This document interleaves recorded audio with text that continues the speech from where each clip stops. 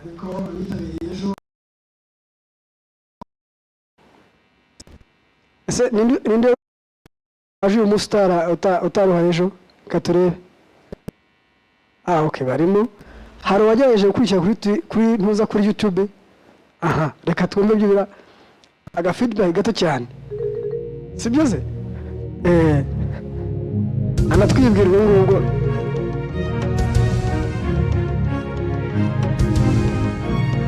murakoze nitwa Didier Wiyizeye ndi umumambre wa Rwanda Monitoring and Evaluation Organization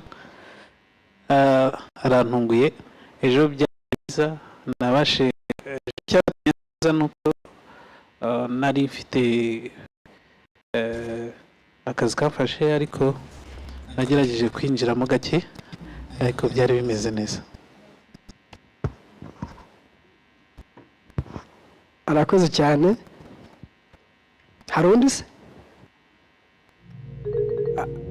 ubwo kubera ko abataraje ndabibwira njyewe ariko kandi bipresence ejo ntago ubwo nyine mwarahombye wenda kuko nje muraza kumbona kenshi ndabahafe yo sibyo kunyama nyine mutahane njyewe ariko abandi turagira n'umwanya mu cyashobora kunetworkinga kuko iyi platform bari muri zo networking bajya mwibwirana. Njyewe nitwa Esidrase ndakaza hana ndi umukozi w'ibikorwa iki gikorwa nawe kiturimo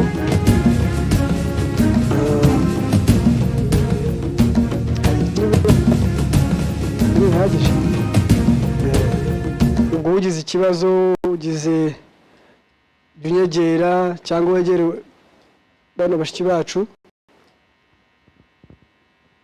kugira ngo bagufashe. Ku bantu baje hano bwa mbere Oshro ziri hano right hand side hano kugira ngo bitaza kubagora.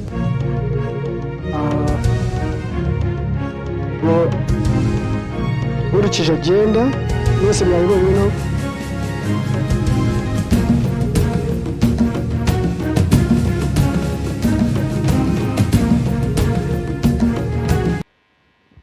urukije agenda. It was okay. Ubu turi saa 3:10 recap yo kuba yarangiye already. Ubu twakabaye ko turi kuri session yitwa The Importance of Stakeholder Engagement in Innovation and Learning.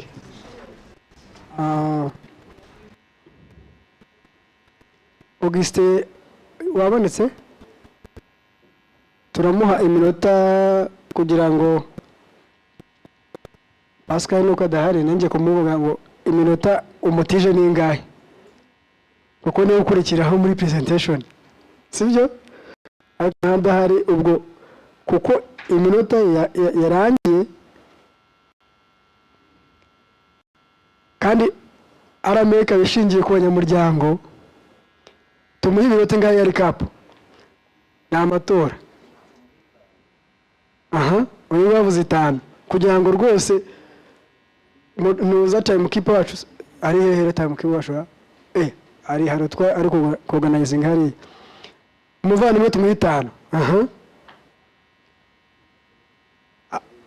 Ntabwo ijwi rimwe ritsinda. 5 ntuza even number ntago zemewe turashaka odd number. Jibura 3 wa gatatu ninde 5 hawundi uvuga iyo irenze iyo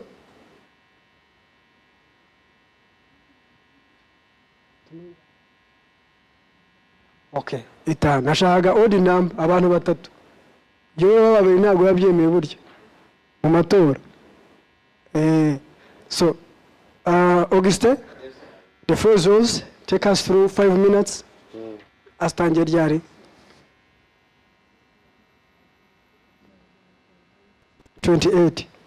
na 33 Ngaramutseho. Ndashaka kuvuga ko wari twamuye ejo ariko twese turaganira ku buryo ibyavuyemo ejo outcome imbaraga nziza turebe uyu munsi kuntu bimeze no ku the way we are going to through it today's meeting. Akenshi ejo twanyuzemo muri observations zo mwakoze ejo muri list zo mwandikaga, akenshi bavuze ngo time management ngo nicyo cyabangamiye abantu cyane akenshi. So icya kabiri bavugaga noza inageza ntabwo twashyizemo imbaraga, ariko uyu munsi turagerageza kuyishyiraho kugira ngo noneho training y'uyu munsi ibe nziza. Ndafata umwe muri mwebwe byamera gute training y'uyu munsi kugira ngo ibe kurushaho like bigger than yesterday. How can we go with it? Thank you. Thank you. Kugira ngo training y'uyu munsi irusheho kuba nziza, like after 1 hour wenda hajya habaho murara abantu bakigorora, noneho tugasubira muri mode. Thank you. Mwe rabyumva niyo turatangira kuri wowe uyu munsi utangira kugerageza like tuzajya tuma iminota ngahe 3 for me 1 year I mean 1 hour and in Agile it's not a effective time management.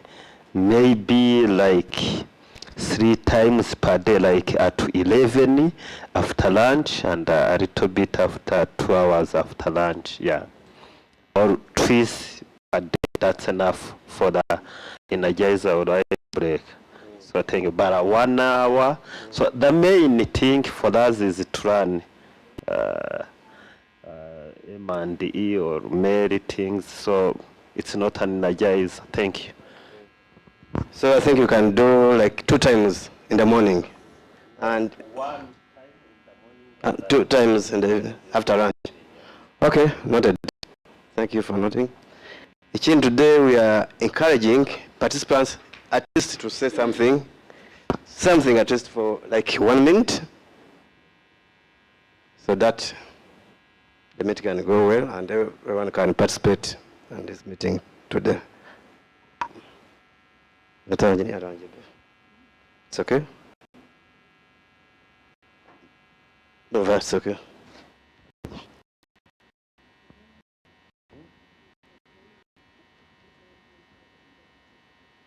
Nta kibazo yarayitwongeje nyine yari kwenda na 33 araje na 31 sibyo se nta nubwo mumushimi ariko niba atayakwiye ubwo nyine ubwiste ubwo nyine ndahagusabiye utahaje jye ubikora ku buryo nyine ubwo ni mu Kinyarwanda ntawe usaba amashyi sibyo se ntawe usaba amashyi. Reka tujye muri session.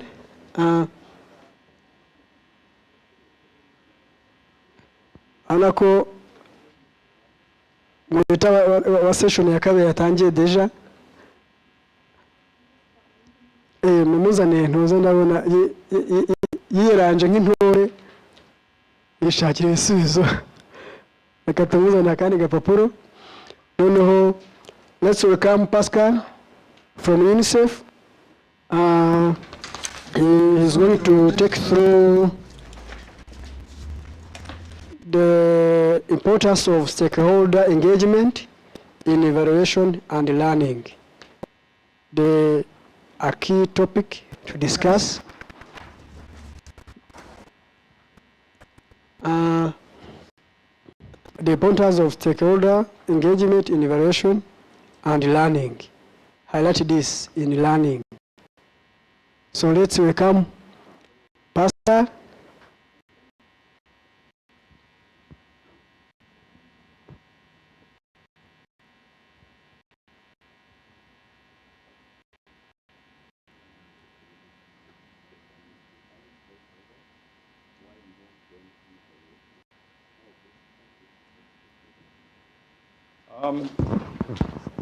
Good morning, colleagues. I want to have your full attention because there is no point for me coming here to talk to myself or to few people. you are here.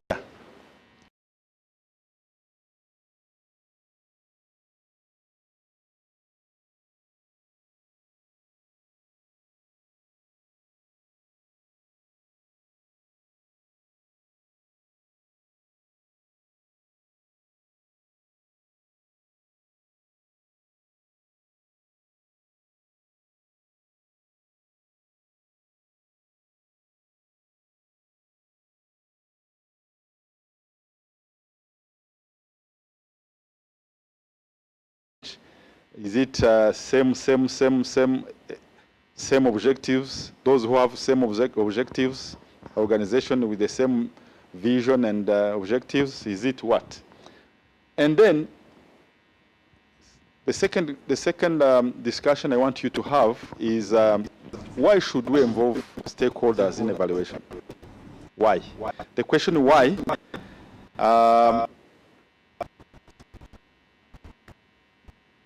you can think involving them or not involving them, what value does it add? Why should we involve stakeholders? Why? The third one, if you see the why, how can we, as Arameo, as individual professionals, how can we best involve stakeholders more than we do it today? Or if you feel we are doing it well, from your definition, from the reason why they should be involved, you can then, even if you say the way they are involved, I am satisfied, I will take it. But if you see how best this stakeholder engagement can be further improved, I want those ideas. Then afterwards, I will present some of the UNICEF and others' experiences on these topics. And the way we are going to divide into groups, because we are not many, I want 3 groups. We are going to count 1, 2, 3. And the ones will be in one group, the 2s, the 3s. And that's how we are going to do it. Let's Ndahiro begin. Number 1. Number 2. No. 1. Yeah, it is 3 groups. All the ones just will be in one group. 1. 3.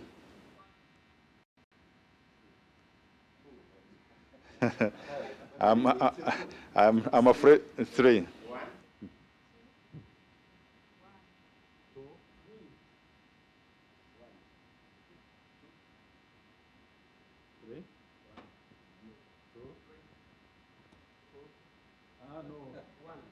1.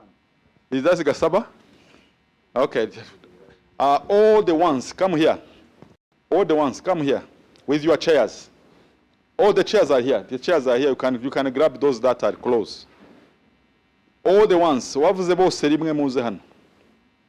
Abavuze kabiri mujye hariya Gasaba aherereye. Abavuze gatatu mwe mugumye mu ntebe mukuru intebe mushyira.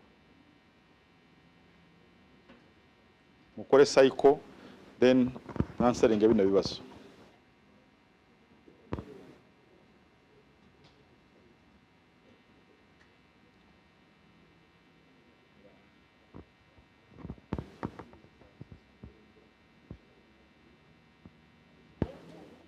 Abavuze kabiri mwese?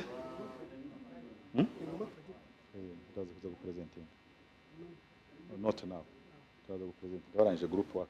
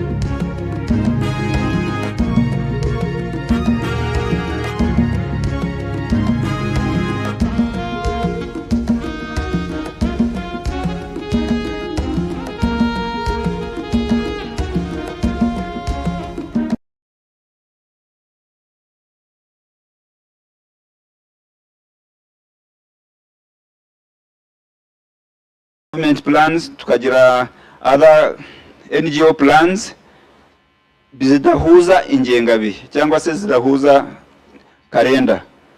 Rero iyo stakeholder runaka yabaye involved bituma plan zize aho igihe zizagerera yibuka gushyiramo bya bindi byo mwongeyemo. Ikindi nashyiramo ikindi kiri negative to avoid resistance, kuko buriya tugira uwo bita negative stakeholder. Negative stakeholder buriya nababaho kuko iyo hari abantu bashobora kurwanya igikorwa cyawe bakaba informed hakiri kare, umenya ko bazakirwanya hakiri kare, noneho ugashaka indi strategy y'uburyo wazana wabinjiza muri iyo system bakava muri resistance. Murakoze.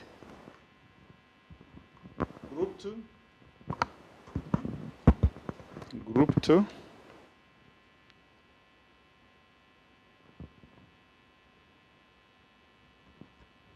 Good morning. Mumeze neza? Yego. Murakoze cyane. You are all welcome, stakeholders bacu, and you are all involved in our presentation.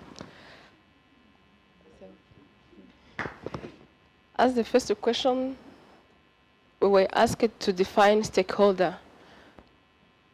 Group yacu twabonye ko stakeholder is a person or group of people or an organization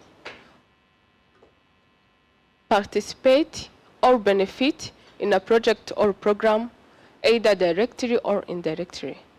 That's the definition of our group. For the second question, why should we involve stakeholders in evaluation? First, it's to cater for their interests. Niba ugiye gukora evaluation for your project, how ukuntu yagenze, uzanyura ku ba beneficiaries, umenye how byagenze gute, baza bafite amakuru yose y'ibyo ukeneye, ese koko za objectives za project zagezweho, icyo twagombaga gukora koko icyo bari bateganyirijwe barakibonye. Hakazamo aba implementers, what they have to do, byagenze neza, byakozwe nk'uko byagomba gukorwa. Ese niba ari aba sponsors, buri wese mu nshingano z'ukamenya uko byagiye bigenda. No involvinga in evaluation, uzabona data nziza cyangwa se amakuru meza ku byo ukeneye kuri buri ruhande na buri kimwe cyose ahantu hose ahariho hose bitewe n'amakuru ukeneye. Tubona ko the smooth running of the project hano bijya kuza muri monitoring somehow, ariko naho biri involved muri evaluation, kuko iyo monitoring yagenze neza even na evaluation nayo ibimeze neza, ubona ibintu bimeze neza nuko wa reportinga neza. Again, impamvu twi-involvinga the stakeholders is to assess the impact of the project. When you are doing evaluation, you are just assessing the impact. Once you involve all the stakeholders, beneficiaries, implementers, sponsors, ubona muri evaluation, ubona nyine bya bindi wari ukeneye twavugaga those data ukeneye byose biragaragara neza. Then kubinvolvingamo bituma habaho accountability to take appropriate actions timely. Buri umwe wese mu nshingano ze icyo agomba gukora, buri wese n'abarimo uko agomba kuba ari maze inshingano ze, ibintu byose bizagenda neza kandi bikorerwe ku gihe. Then iyo habayeho ownership, impamvu tubinvolvinga muri evaluation, habaho ownership, kandi iyo habayeho ownership bitanga sustainability of the project. Niba project irangiye, buri wese yari yabaye engaged, arimo neza, arumva neza inshingano ze, hazabo sustainability, even at the end of the project bizakomeza na impact zikomeze zigaragare. For the third question, how best can we involve the stakeholders? Are participatory of all stakeholders in needs assessment. Buri mu stakeholders agomba kuba hari muri assessment zose, buri wese akamenya inshingano afite, agomba gukora iki, nzakora iki, ndasabwa iki, ngomba gukora iki, nurasabwa iki ngiki. Ibyo ngibyo buri wese naba accountable, akamenya icyo agomba gukora n'inshingano afite, byose bizaba ari byiza. Then muri planning bakazamo implementation, mid-term, end-line and in impact evaluation. Bayi hari icyo nibagiwe bagenzi banjye bamfasha. murakoze cyane mudufashe mudushimire kuko twabikoze. Thank you so much, Pascal.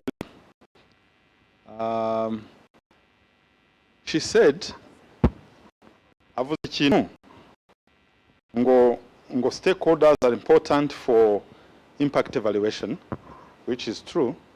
None ndashaka kubabaza, iyo urimo gukora evaluation ushobora gukora ibyo bita contribution analysis and attribution analysis. Ni hehe stakeholders bazamo? Contribution analysis and attribution analysis during the impact evaluation.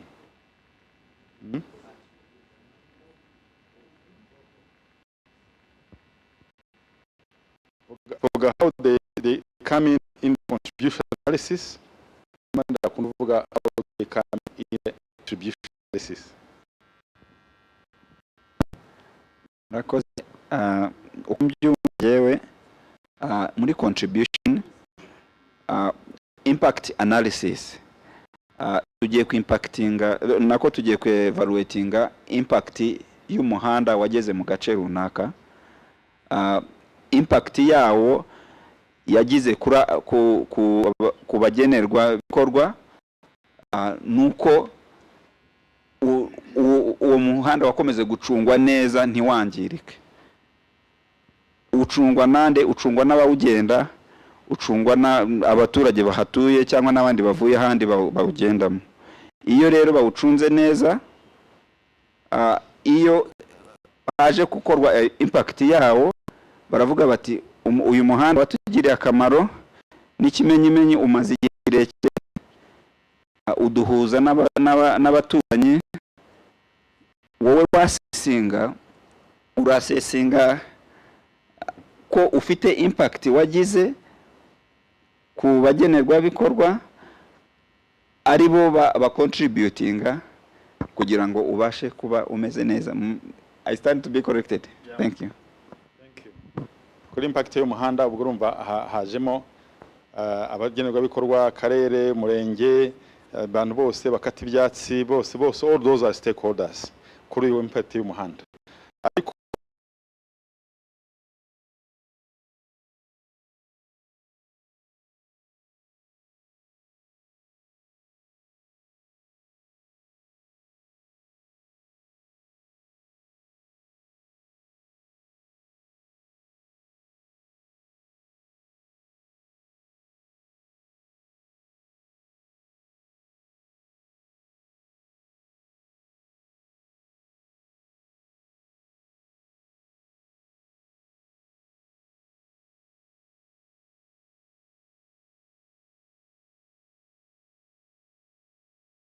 project can be like 20%, but for the attribution of other stakeholders for the impact of the project, it could be like 80%.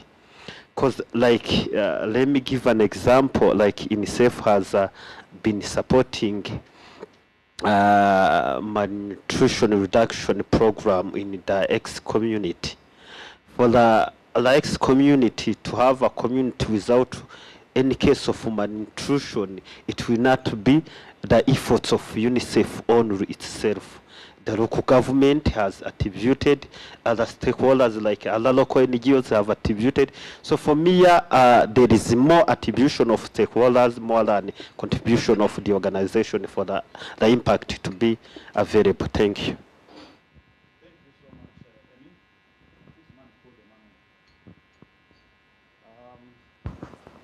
Group 3? Group 3? Oh.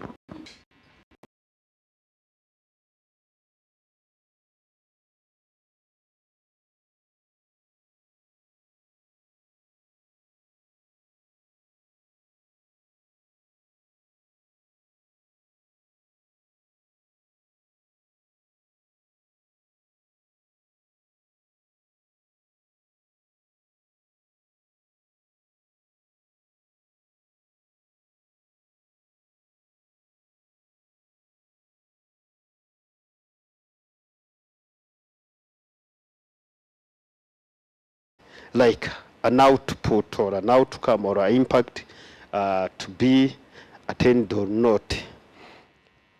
For the B question, we have seen that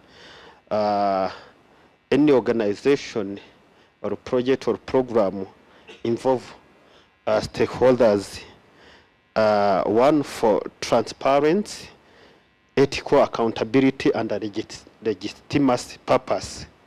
So when an organization would like to be more transparent, ethical, and legitimate and accountable, either to the stakeholders and or the beneficiaries, those things are very important.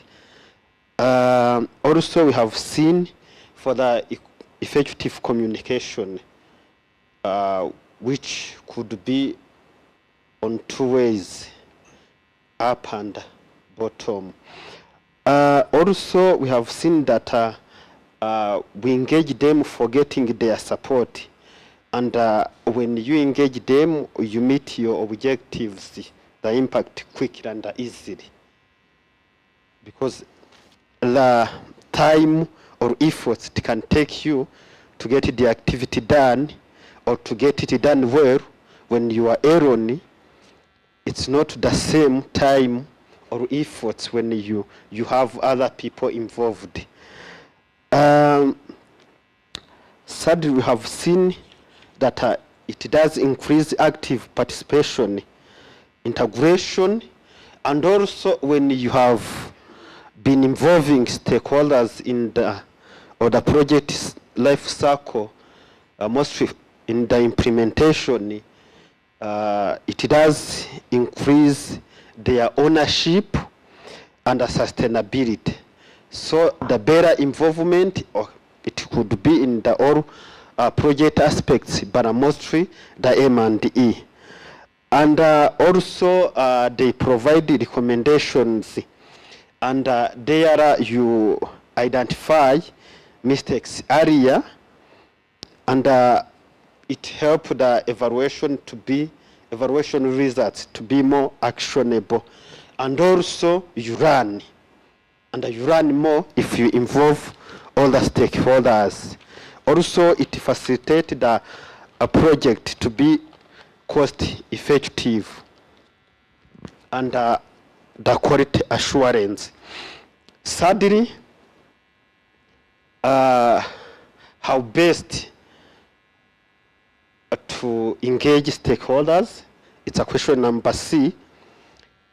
We have seen that our stakeholders identification is key, and also doing a stakeholders matrix to see who are the stakeholders and what are their importance versus their power and will, for sure. And those with the higher power and importance and will, they are those to focus on firstly.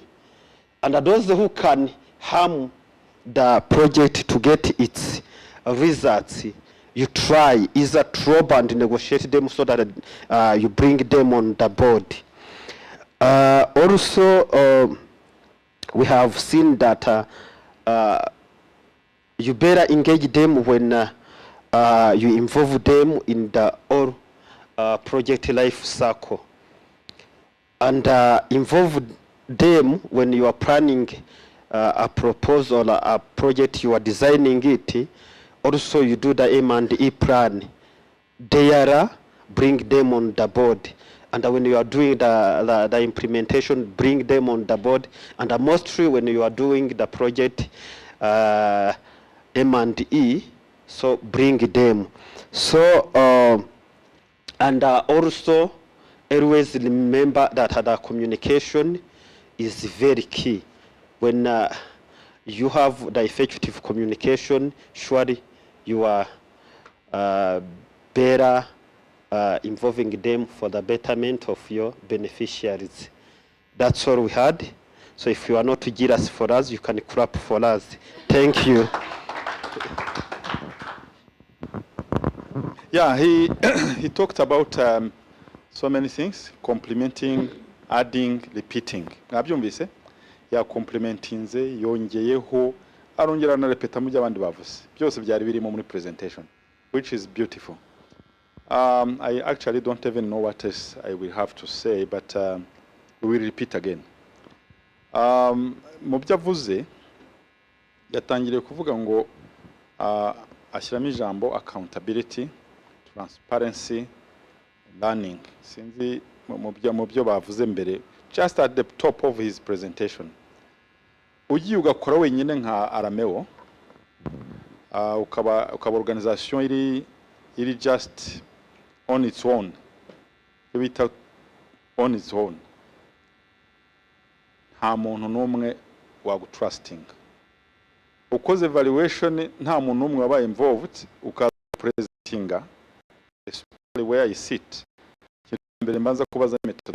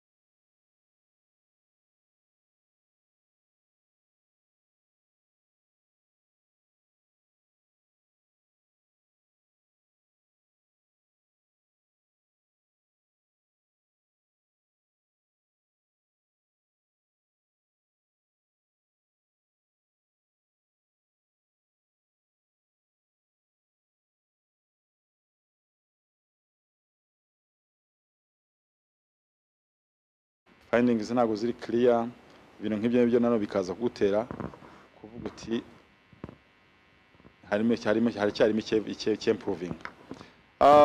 Yeah, this is the importance of involving stakeholders muri evaluation. Hari ikintu mwagiye muvuga ngo ni umuntu n'abantu, organizations, everyone affected and interested. Bamwe bavuze ngo affected and affected something. Ubona bisomye ahantu. Noneho rero ikiba gisigaye, it's how to do prioritize who to involve in your evaluation. Tuvuge Minecofin igiye wenda kwevaluate program, harya amazina nanone Veronique.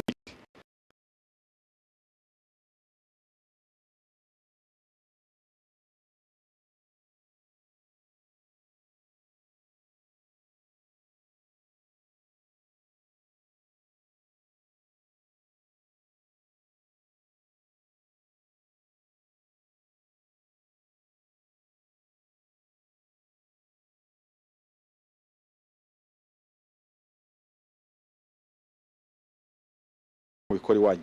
Then we can exchange. This is the evaluation week. Evaluation week is also sharing experiences. Then I will talk about it when we resume, when we come back from break, tea break, coffee break. Ndibwira ko nta smoking break barimo, nta ntuza, harimo na health break. Byose byari byabaye break. I think this is the best time to go for break. Turagaruka ryari? I think 20 minutes is enough. 20 minutes? Yes. 11. Yeah.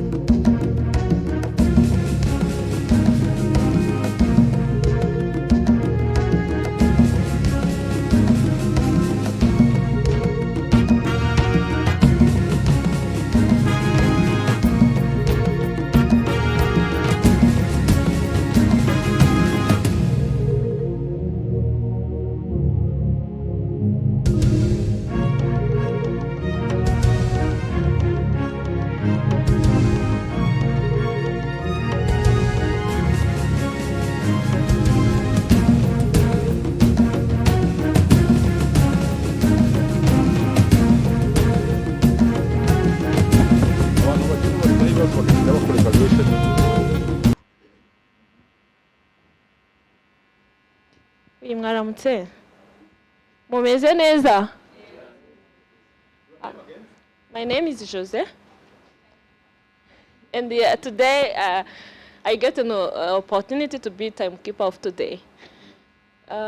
Rero kano kantu nta bukomere gafite, karoroshye, ni online, ni kitwa onlinestopwatch.com. igufasha gucountinga down nyine ikana sona igihe iminota washyizemo irangiye. Yego, ubu ngubu nyine nashyizemo ya yindi 20. Iminota 20 rero ubwo ingahe irashize, ibiri already igiye gushira, umwe n'igice nibyo bishize. Urabona igenda ibara amasegonda ibiki byose. Katugatangirire hamwe dushiremo umunota umwe. Turaza konya kubibara ko ugomba kuba uri kuri internet, cyo ni kimwe ko ni online, uraza ukagasacinga online stopwatch. Yego, wamara kukabona, oya mbikora online.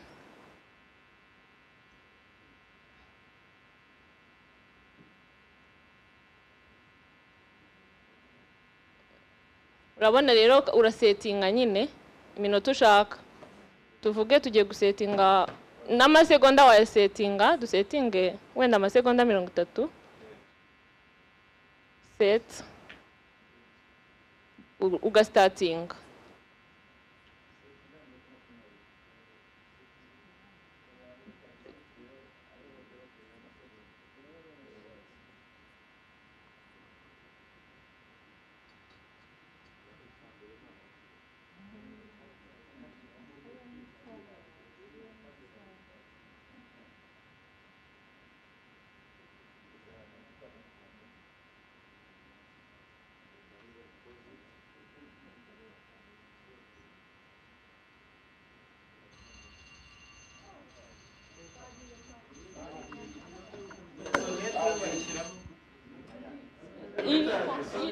Irimo by default.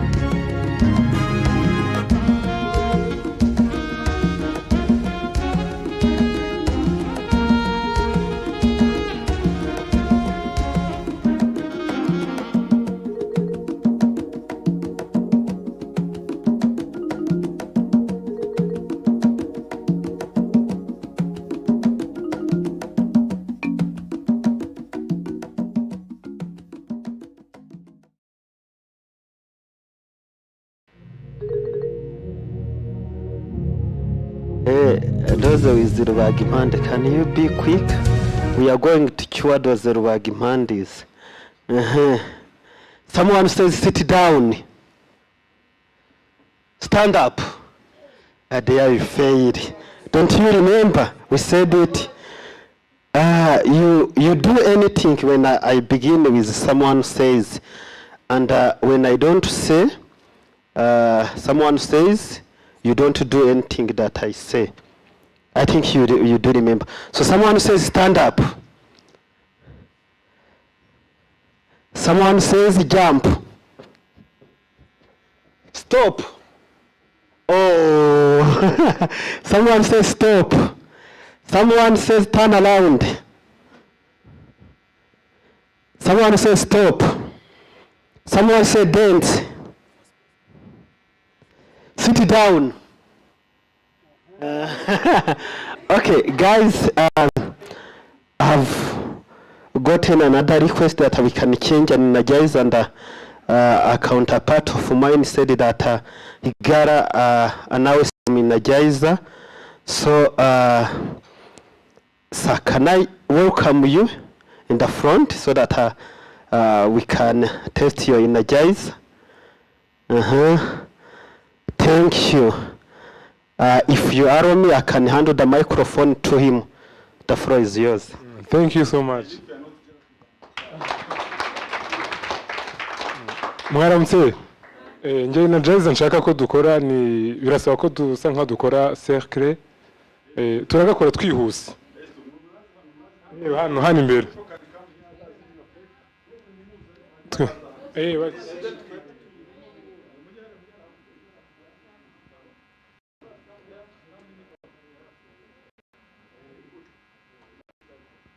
Hatagira umuntu ujya mu hagati.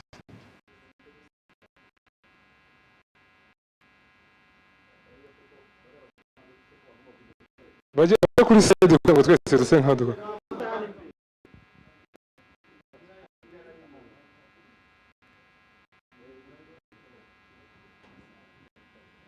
Okay.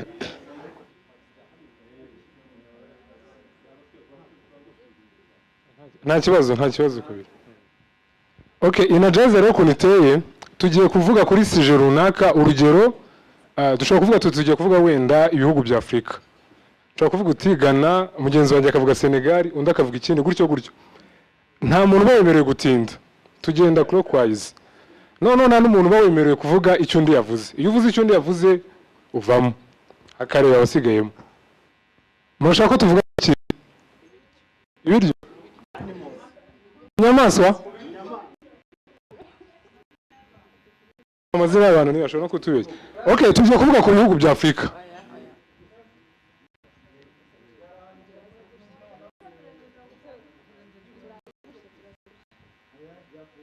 Reka tuvuge ibihugu bya Afrika. Okay, twatangiye. Senegal.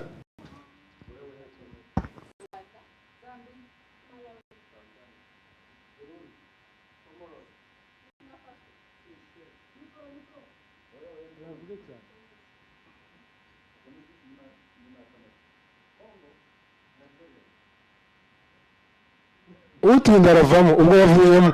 Twatangiye.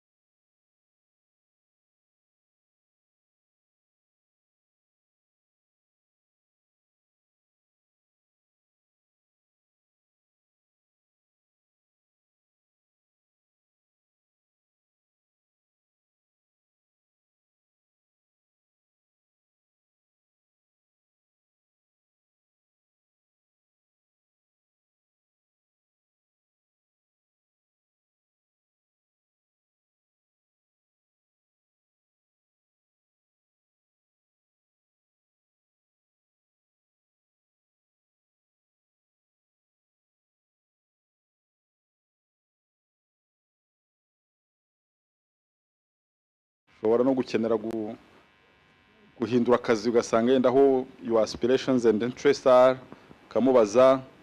Just try to know at least 5 people waje hano tasi.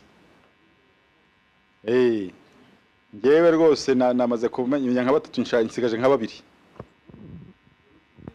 Yes. Gasaba ngwino hano nkubwire. Come please. Umuntu nta muntu wo muri mifotora. Nta muntu wo muri mifotora. Naze wo mifotora ngeze kumva yi presenting. Mifotora. Hello mifotora. Nta muntu wo muri mifotora. Ngwino wahagararire. Owe nta ntuza cyo kora yenda abangaba barimo kubishyira kunuza kuri YouTube bashobora confusing abantu ngo umuntu yagaragaye mifotora kandi turi muri exercice. Icyo nashaka kuvuga maybe haraburamo ngire ngo hari mu myaka burya hari arame bitangira.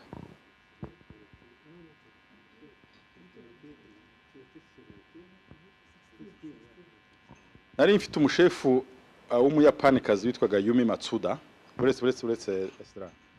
Yumi Matsuda sinzi ukuntu yabonye correspondence.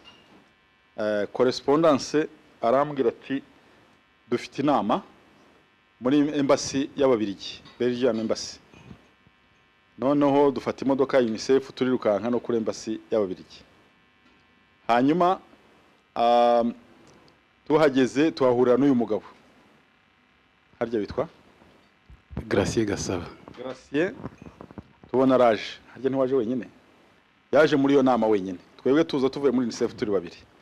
Haba haje uwitwa Judith. Judith ni member wa amecyo gihe yari nka manager w'ikigo cya muri ntuza capacity building. Harya harundi wari kuri yo table. Noneho rero urumva those are stakeholders ba supportinze igitekerezo cyo kugira ngo arameo ibeho.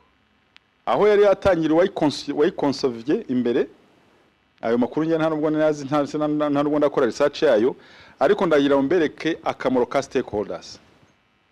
Akamaro ka stakeholders sinzi impamvu Gasaba yari muri coopération CTB na Belgium embassy na muri UNICEF na mugenzi wanjye hari na Judith wo muri mifoto. Kubera ko itari government institution yari ye gutangira kandi leta yari imi supportinga professional bodies to organize themselves kugira ngo to building skills na legal framework yacu. Embassy niyo kubikora yonyine byari kugaragara ko ari ibintu by'Ababiligi, ntabwo UNICEF yari kubikora, byari kwitwa UNICEF, ntabwo abandi bari kubigira, ariko the power of partnerships of coming together as stakeholders bibyara ibintu binini. None ubu ngubu ndabubwiza ukuri arameo igeza ahantu heza nkuko muyibona. We get together, spend the week in Musanze, we get together, spend another one. Mbese tumaze kugira ibintu byinshi cyane. Kandi biri imbere nibyo byinshi cyane. Kubera iki? Stakeholder engagement. Mwisubire kwicara. Nyine mbabwira ibintu birireyo nkuko abantu na Minecofine yari hari warakoze cyane. Na Minecofine yari irimo. Nari mbyibagiwe.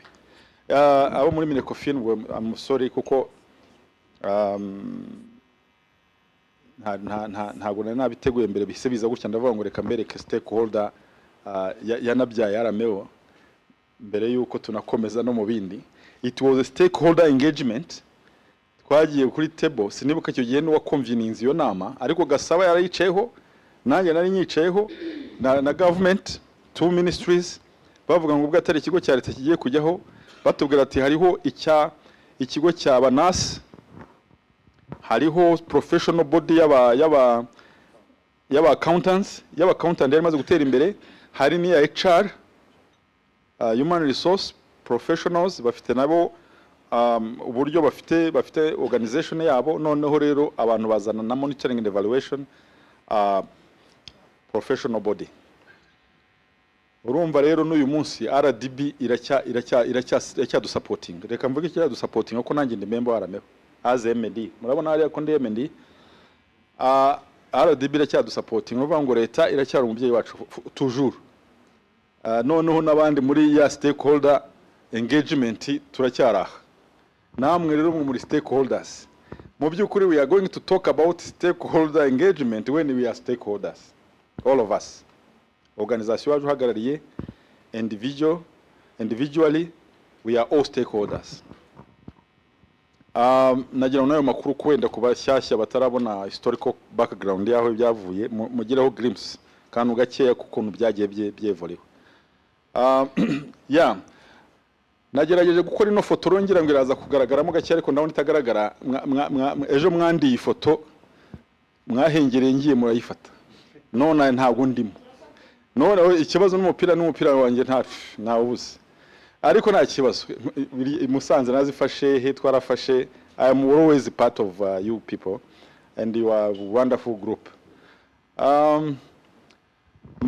As I said, my job is very simple. Why evaluate impact and outcome? Why? Iyi ntabwo ari why stakeholder, nkaya nigeze kubabaza ngo why stakeholder engagement. This is why do we have to do evaluations.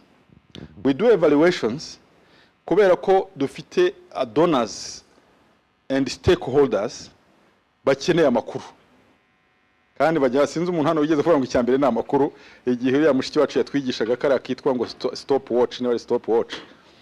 Aravanga icyambere na amakuru. Our donors and stakeholders, they need to know. That's why we evaluate. Ariko mbere yuko they know, twebwe turimo ko implementinga, we need to know first. Ariko twebwe dushobora no guslipinga kuri job cya tukabaye amafaranga twe kuyapfusha ubusa.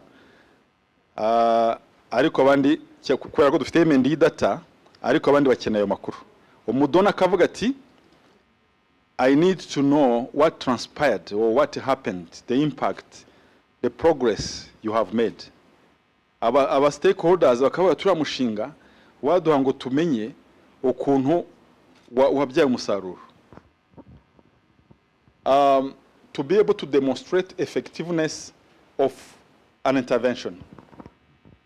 Erutse kuba ndi Rubavu, umuntu araza araduchallenginga mu specialist muri MND aravuga atari ko ati kubera iki program effectiveness irimo challenge.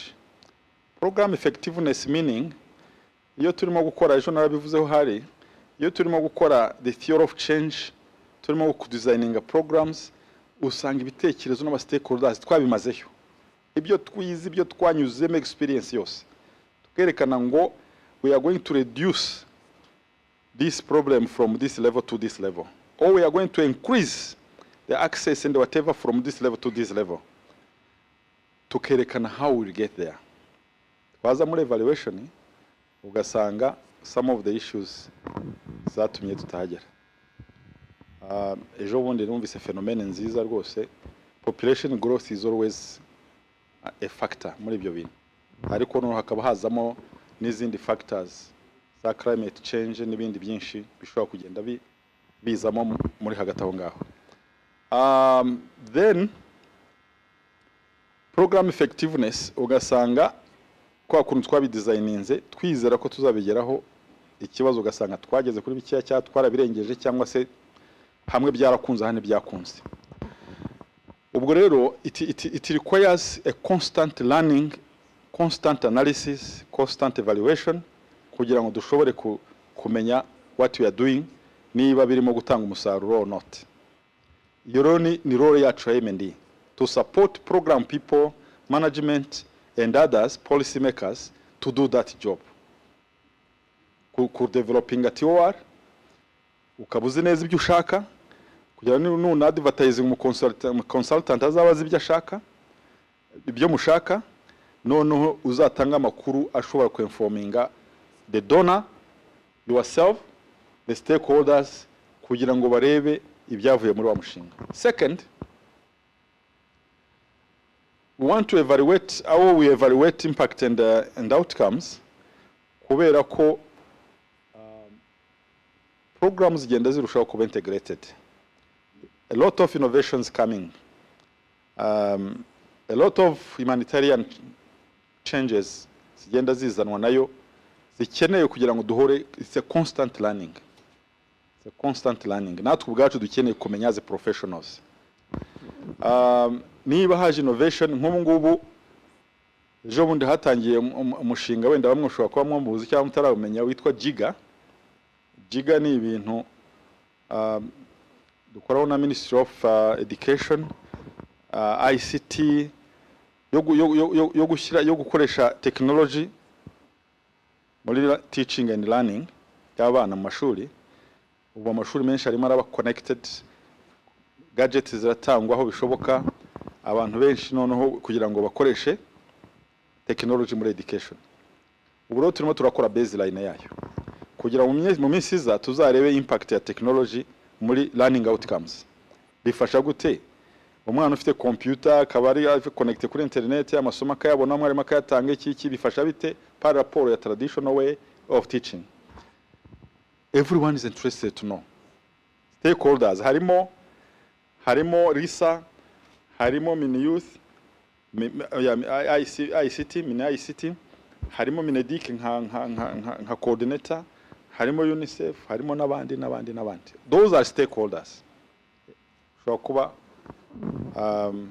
ni kamwe mvuze muri miliyoni ya za innovations na za integrated programs. Hari igihe usanga abantu barimo bavanga nutrition interventions with social protection, bakavuga bati social protection izira program za VUP n'izindi leta igira, hagahita bazanamo izindi integrated programs like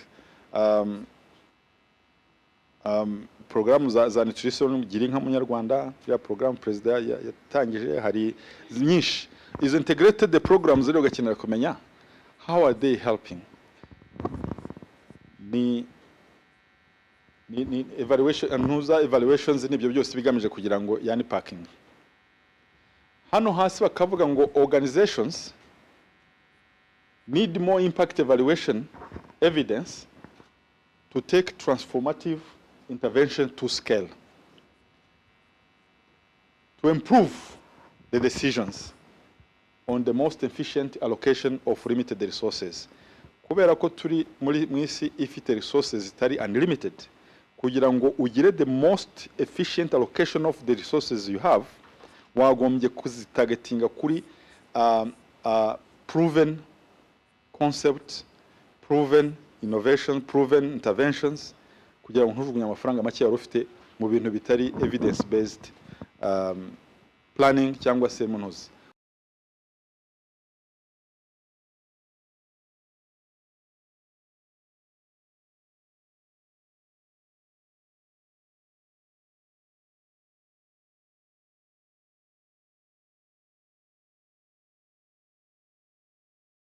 Cyangwa se twe ku ibintu nk'ibyo.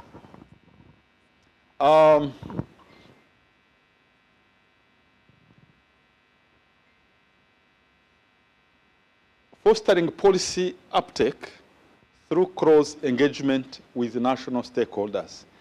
Hariho national ariko no muri slide kuza gukurikiraho turerekana ndaberekana na beyond the national. Kuko nk'ubu ngubu Freya nako Rameo turimo turakora na Freya bagiye kuza hano next year.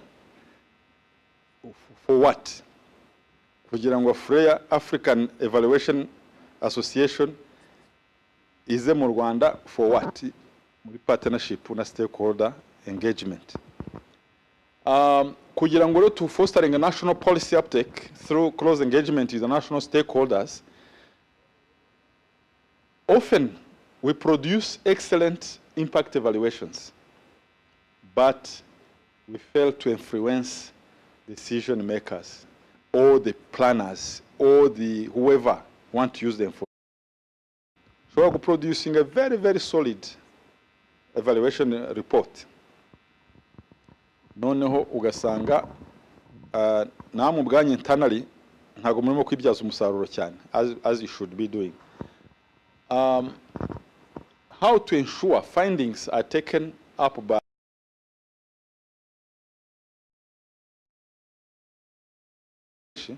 hariho planners, hariho decision makers, hariho uri nka mayor ukeneye those data kugira ngo ushobore gutegura n'imihigo yawe cyangwa se n'ibindi byose biganisha kuri vision y'akarere n'igihugu muri rusange. Ikindi ni issue of credibility twayivuze kare. Hari group yavuze ngo kugira ngo abantu bizere n'ibyo abandi bakora ko bifitemo ubuziranenge bimeze neza, nuko barimo aba stakeholder benshi, is when the key stakeholders trust the findings. Your stakeholders are trusting the findings, those findings will not go anywhere. Ugasanga wemvesise enuza ibaze nko muri UNICEF, hari igihe tuba dufite n'urugero mu mbabarire gukomeza kuvuga UNICEF ntabwo ari uko ariyo turimo kuvuga, ama evaluation menshi aba afite ibihumbi 400 by'amadolari, ugasanga nko mu myaka nk'ibiri dukoze nk'abiri manini 400, ubona nka 400 million, tugaharinga nka Harvard University ikaza nko kureba nk'igiprogramu kimaze imyaka 5 cyagiyeho yenda nka miliyari 10 with the government, with NGOs, duha amafaranga international NGOs mostly, World Vision, Care Plan to implement. Noneho rero competing bagatfa ibihumbi 400 by'amadolari tutaremvovinzemo stakeholders. Harvard ikaza ikajya kuri tere kirukanga, ikintu cya mbere leta irakubwira ngo shut up, ntabwo we were not involved, therefore we cannot subscribe to these findings because we don't know how you brought them about. Unda akaba yavuga ati World Bank ikaba yavuga iti you know what, iriya ni UNICEF report and evaluation na Harvard were not involved. Wajya kubona ukabona bibaye UNICEF affair with Harvard University. Kose ibyo twashaka ibihumbi 400 ntibyapfu miliyoni 400 zazipfu gusa se. Stakeholder engagement is key for credibility purposes, to build confidence and credibility. Iyo twazanye na leta n'abandi bantu benshi tukagenda from the day one, iyo tugeze muri dissemination bahita bavuga ngo wow, we have learned ABCD, bagahita batwaramo kamwe cya tubiri. Murazi ko evaluation iba yazanye recommendation nk'eshanu 10, ariko nabo bure nk'eshanu byingiza bahita bavuga ati ngizi dufitiye akamaro ku baturage, bakongera abandi nabo bakavuga bati natwe muri program zacu bifite akamaro, kubera ko they participated from the very beginning. Ukoze ikintu utara involving the stakeholders, you are on your own to blame. From the planning, some people have said from the planning, defining of the program theory of change, kugira ngo bumve ukuntu program yari designinze babyumve bavuga bati nibi ngiye mwashaka kugeraho, this is how you implemented your program, this is how you designed it. Understanding involved stakeholders in formulating everything. So kuvuga ngo mwese bazi bicare, ariko ukuntu wanyuzamo ukabahamagara muri mu nama iyo ariyo yose ukababwira nko nimuva hangaha muzagenda muzaramewo, those who participated for the very first time, abasanzwe bayizi muzamenya better buri munsi uko abantu bahuye bunguka murabizi ku buryo and the level of understanding of aramewo na minister mukubitanya akakubaza wahita ushobora kumusobanurira. It's a M&D organization y'abanyarwanda ishaka kugira ngo building capacity and skills of the M&D staff bari mu nzego zitandukanye, both civil society and the government. International organizations are part of this. We are all together to build nothing else, to build skills and competencies. Uko byumva? Noneho ukubonye uburyo you involve them. Wagera muri evaluation wakora TOR, you can send 2 people for inputs. Iyo umuntu yatanze inputs yayisomye ntabwo azavuga ngo evaluation ntabwo nyizi cyangwa ibyo yashaka kugeraho sinari mbizi. Impact scoping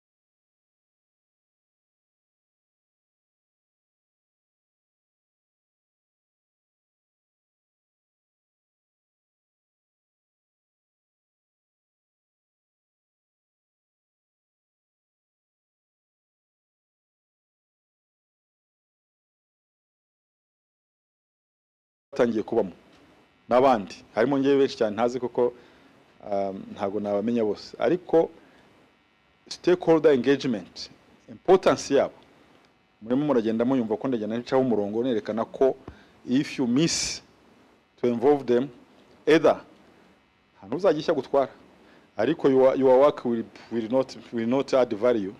Cya kabiri the findings now bwa uzatangira kuzidutaho bese the learnings, the acceptability, all those things byatangiye kuba ibibazo.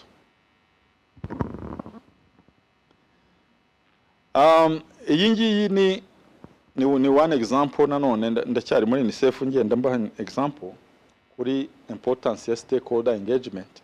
Iri ravuga ngo partnership ecosystem ngewe natangiye kuyumva ndimo ntangiye kuba interested ku bintu bya environment. Bavuga ngo ecosystem muri environmental language bashaka kuvuga uruhurirane rw'ibinyabuzima byose bihari bavuga ecosystem ariko mu nyuma nza gusanga is a very technical word ivuga ibintu byose biri aho ngaho bikorera hamwe bitari muri environment gusa. Ushobora kuvuga evaluation ecosystem, ushobora kuvuga whatever ecosystem, ibintu byose biri interconnected for the same purpose. Biriya nabyo bya environment ni ibintu biri interconnected by'ubunyabuzima for life itself kuri buri kimwe cyose. At macro level, macro ni ibintu biri hariya hejuru, harimo kureveraginga, harimo kulaninga, harimo ku-exchanging. Those are the three ariko ntabwo ari zo zonyine. No kubona n'izindi nyinshi. At macro level, noneho kuri micro harimo collaboration on specific strategic pillars kuri micro level and the projects. Noneho ino diagram yacu iratwereka nk'aha ngaha urabona ko Afurika irimo, harimo European Evaluation Society, harimo UN, harimo n'abangaba n'abandi ni example. Hariya kuri micro level national harimo professional groups like ourselves, harimo UNICEF twebwe turi hariya hagati dukoresha national, regional, global, noneho akazaho n'abandi. Ubu ngubu turimo turakora evaluation ya UNICEF country program, strategic plan yacu y'imyaka 5. Babwira abantu ndimo gukora nabo muri iri ngibi, harimo regional office twaharenze ikigo cyo muri Canada cyitwa Universalia, ariko ibi byose ushobora kubibonamo. Harimo UNDP, umuntu twafashe kugira ngo muri task force, harimo umuntu wo muri NCDA, National Child Development Agency, harimo international NGO, harimo mbese ushobora kureba abantu bose muri ecosystem ugasanga twabashyize muri ya UNICEF country program cyangwa se strategic plan y'imyaka kuko yacu dufite irarangirana n'uyu mwaka utaha.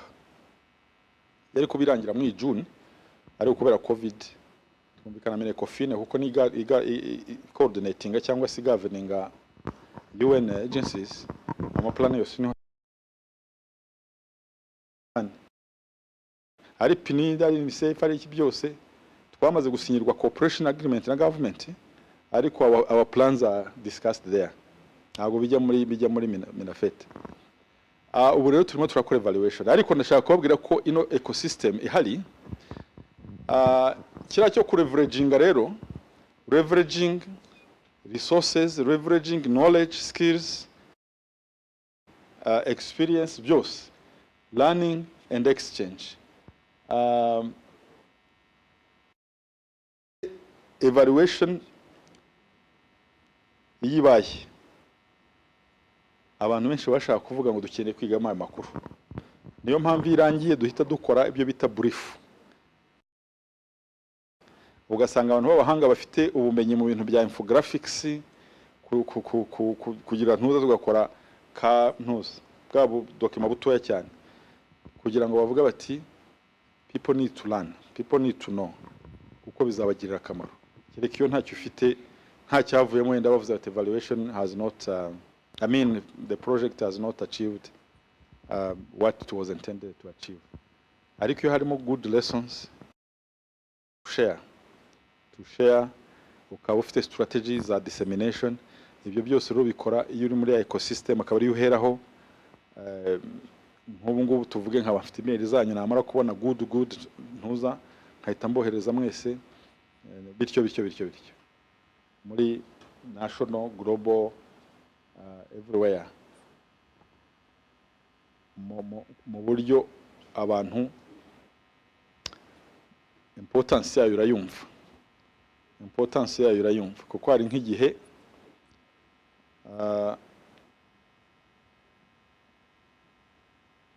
iyo turi kumwe na World Bank usubira gusanga kubona no ngo twebwe evaluation twarayikoze hari aho twakoranyeho na iyi ministeri runaka dore findings zayo dore uko bimeze ntitwirirwe twongera gukora iyindi cyangwa se nabo vice versa cyangwa n'abandi hakaba se igihe bagira aricyo bakavuga bati dufite icyo bita knowledge management event abantu ku buryo abantu people learn working together.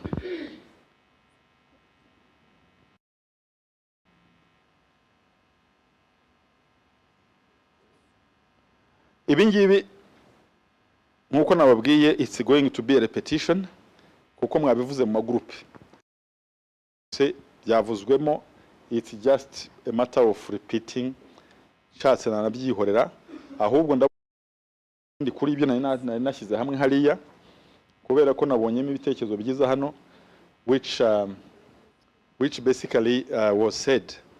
Icyambere kuba ari ikintu bakora bita stakeholder analysis cyangwa mapping kugira ngo umenye ni bande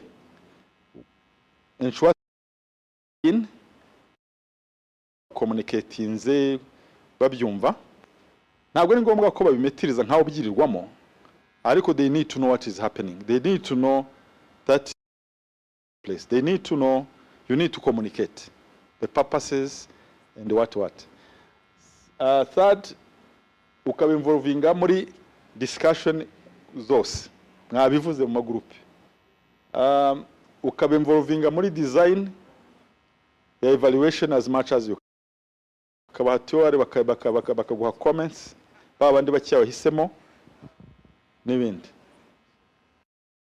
report ukabaha abafite umwanya bakareba hari n'igihe hari igihe njye nkaterura telefone ngahamagara abantu bo muri Aramewo turi kuri methodology ya evaluation nkavuga ngo reka mpamagare abantu babiri mbabaze kuri design evaluation design methodology ya quasi experiment harya iyo abantu bavuyemo bari beneficiaries ubasimbuza gute nyuma y'imyaka 5 tuvuge nk'urugero turaje twe dukora n'abana icyo gihe bafite imyaka 2 projet mari imyaka 5 warabakoze muri baseline ugeze mu myaka 5 usaba barakuze ntibakiri muri ya category. How do you replace those?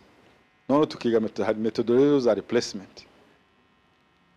Ibyo bintu byose rero nkavuga nti reka mpamagare urumva stakeholder engagement meyo cyapa nanjye nahuye n'abantu hangaha rwose nyine nka discuta kuri methodology kugira ngo numve ko ndi comfortable cyane pe ntabwo ndimo kuza kubabeshya ngo bintu byose ngiye ngo ndabyikorera maze kumuhamagara umuntu inshuro ebyiri kuva twatangira Arameho kandi acyabahamagara ubwo n'abandi mwe nkuko namwe muzahamagara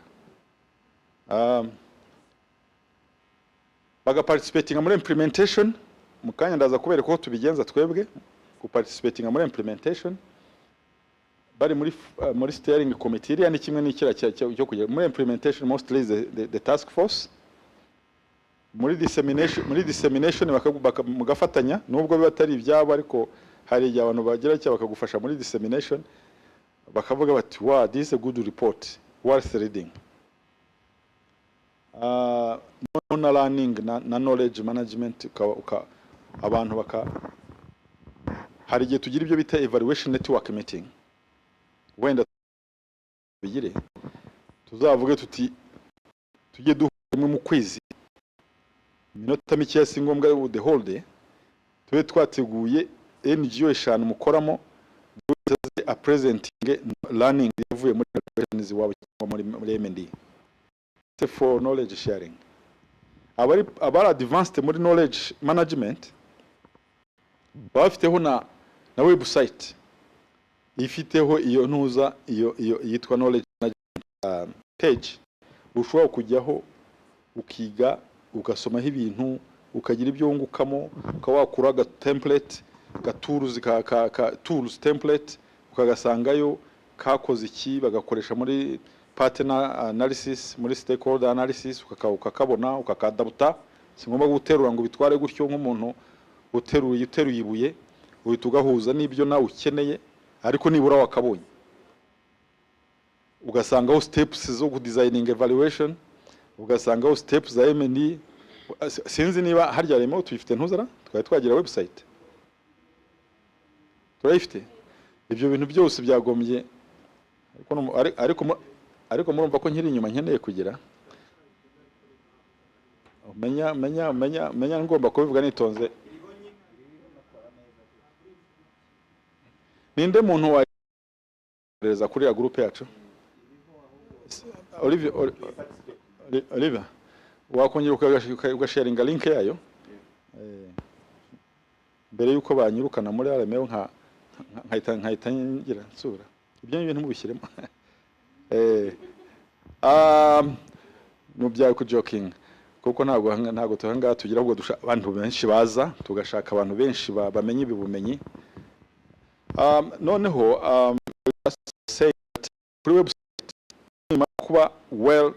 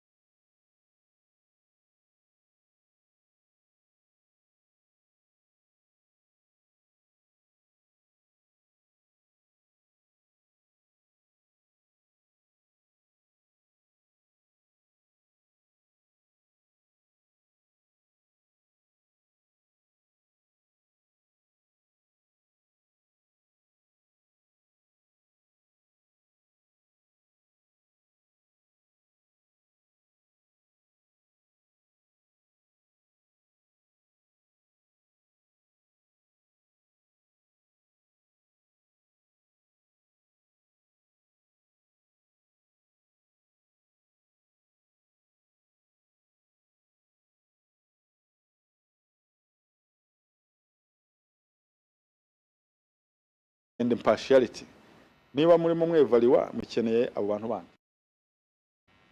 provide advice on the content information source and the technical quality issues abantu bafite ubumenyi buhagije rwose baraza iyo mufite groupe nziza bakaniricinga discussion na nizo za methodology n'ibiki byose ugasanga biri solide bimeze neza. Reviews the key evaluation deliverables bakagufasha ku reviewing ntuza izo document.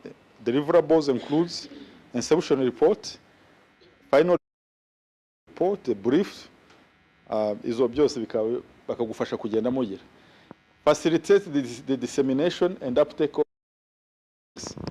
abantu nziza twari kubona rwose abantu umuntu ahise akuramo amasomo yamufasha no kudesigning ibindi akora cyangwa se abari muri same sector bagahita babifata bakajya banabikoraho reference kaba from evaluation yakozwe na girls effect cyangwa se na girls effect nta uri hano ra hari umuryango witwa girls effect nuko gituma mbivuze nuko ari umuntu uri muri girls yeah harya ni girls what Girls Leaders Forum n'abandi ukaba wayikoraho reference na evaluation nabonye yavugaga ibi as a reference iyo yawe ifite ya credibility ukayikotinga as nk'abantu bari muri buriya rero ibintu byiko bikomeze wize usanga bikomeza bikurikiza academic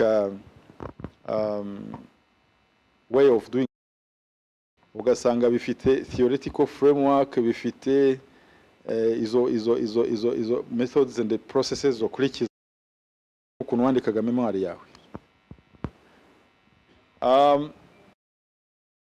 reference group igufasha muri izi nyungu zose. This is actually the importance of involving stakeholders muri credibility, transparency, impartiality, inputs, mwabivuze byose muri group work.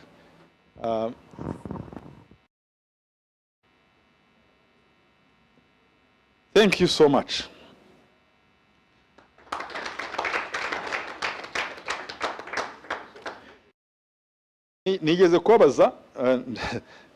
Nigeze kubabaza ngo what can be, how can we best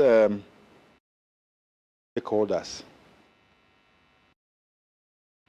kubera ko icyo nabonye bene imiryango nkaha turaha usanga abantu bagushyize muri task force yabo ngo bafashe muri evaluation, iyo nta incentive irimo, nta gafaranga karimo ngo ko kugenda nk'umuvolontaire most of the time. Izo nabonye nyinshi nta amafaranga ngo ubwo wagiyeyo ubwo ugiye gusoma document yabo ngo bahereze comments ngo hari icyo bazaguha. Usanga participation level itari nyinshi cyane. Cyo kora iyo nabo ari nk'abantu bari kuri urwo rwego ruri technical and professional, hari igihe bavuga ati reka ngende nanjye nimbashyira mu yanjye nanjye bazaba twara buildings ya raporo nziza. Raporo ni relationship. Ugasanga iyo mpamagara umuntu wo muri PNID nkamushyiramo, nkahamagara wo muri World Bank nkamushyiramo, ahita avuga ati bura ni mpamagara wo muri UNICEF nawe azajyamo mu yacu. Bikaza kuri iyo level ubona imeze nkaho yenda kuba nk'ikimenyane. Ndashaka kuvuga ntabwo ari ikimenyane cy'amaraso, ari ikimenyane cyo kuvuga nanjye ni inyungu. Ariko ikintu nabonye cyiza, umuntu mukorana neza muri izi body zacu ziri professional cyangwa zigomba kuba professional, umwanya ubona mukeya kuko most of the time this professional of yours, even yourselves, we tend to be extremely busy all the time. Bona nta mwanya. Ariko ngewe inama nabagira no unananiwe no kumara umwanya munini utanga igitekerezo cyangwa input muri document, kujya mu nama, component ukunda muri theory cyangwa muri report. Niba ukunda findings, igenda wisomere findings, utange comments, aho yangu ceciki. Ngono mbahaye muri abantu ntabwo ariko ndimo kubabwira ko mwebwe ntawe nayihaye, ndimo ndababwira gusa ntuzi. Niba muri abantu nk'icumi ukohereza ukabona ubonye ebyiri, abandi nta kubwira nabuze umwanya, nta comment atanze, yafunguye document nyane page 100 ahita agira ubunebwe. None se ndikubwiye ngo usome page 100, page eshatu za mbere ni table of contents, izindi ni amafoto, izi nyuma ni reference zigera kuri 5 na ntuza na questionnaire. Mu by'ukuri usanga the body of the report nta n'amapaje 20 arimo. Niba wumva ufite ubunebwe n'umwanya muke, ariko cyane umwanya muke reka ubunebwe bemburetse n'ubwo ari bwo bwinini, shaka ukuntu nyamuneka ugiyemo usome na twa findings, niho professionalism igaragarira. ukavuga uti uyu muntu yamfashije nanjye nimbona nzamufasha musomere document nimbona hari icyo nakonya nyonyo niyo ntacyo ugahita ushobora no kugira ushobora no gukosora ntuza akantu ya spellinze nabi ukohereza nibura akahita abona ka wrong spelling yo yagakosoye ariko kwicecekera ntabwo ari byiza kuko uraceceka n'ubundi document ikarangira ariko ugasigarana yuko ntacyo wafashije cyangwa se niba ubona utazabi wituma wo gushyira muri task force bitubabwira from day one wabwira uti ngewe I'm extremely busy I will not be able to do it sibyo niho professionalism iziramo niho ariko iyo strategy yo kureba ngureka mfate nibura 1 page nyitange comments muri track changes inohereza barazibona ubone ko Pascal have read 1 or 2 things ndabahereza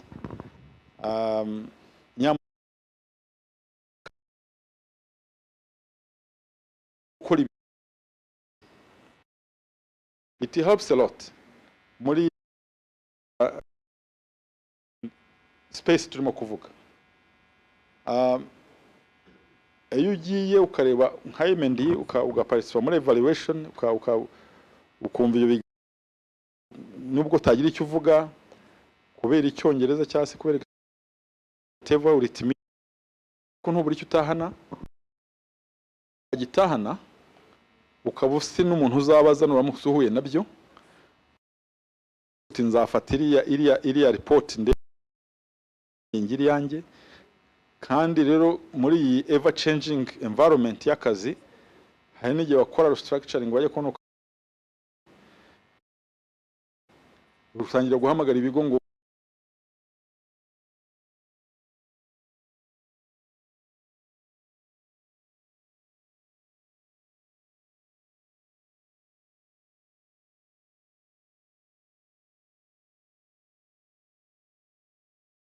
ni byiza cyane rero adjust partnerships stakeholders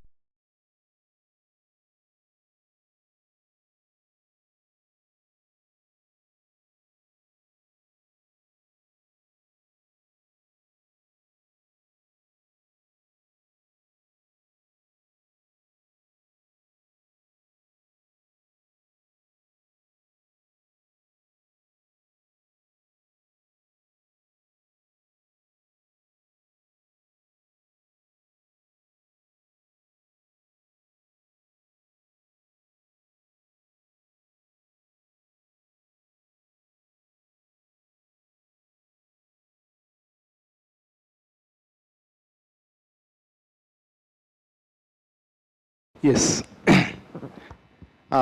Thank you so much, Karemera.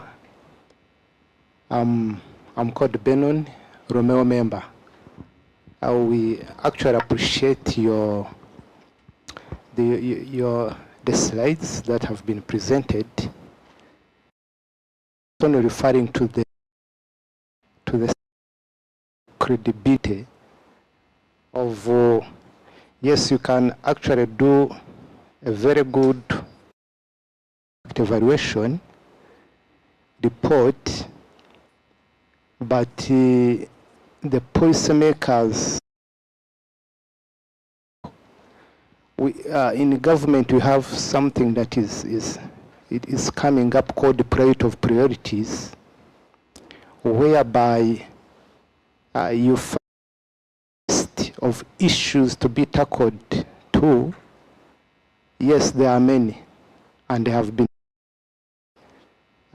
You can a recent budget speech taken up in the parliament, whereby yes, we have issues regarding climate change. We know we need to do more in afforestation. We need to do more in rehabilitation, etc. But here comes a problem that we faced in the month of May, whereby we were faced with disasters, and we are focused on how people can be relocated, be built from high-risk zones to. So you find now focus is on how should we help these people building, helping them to resettle again. So you find competing priorities. Which one now comes first that we should be looking at? The report is okay, policymakers appreciated, but among the priorities come top because there's something that has that one kuri ya resource envelope tuba dufite nayo ni ntoya noneho becomes heated up. Twakora iki, twabanza iki, ikintu nacyo tugomba gukomeza ubu ngubu gutekerezaho, where priorities are coming to be key given to the evaluation reports are being made, policymakers are being informed, they know what to be taken up, ariko ugasanga ikintu cyarakabaye is being pushed. We are now revising our strategic plans mu gihugu cyose. Nanone ugasanga the same issues will be shifted to the next strategic plans that will be running up to icyo nacyo make sure we consider it, tukomeze tugitekereza.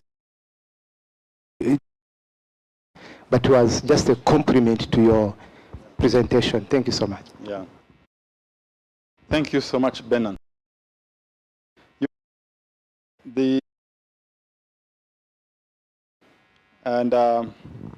Also the constraints, financial budgetary constraints are always there.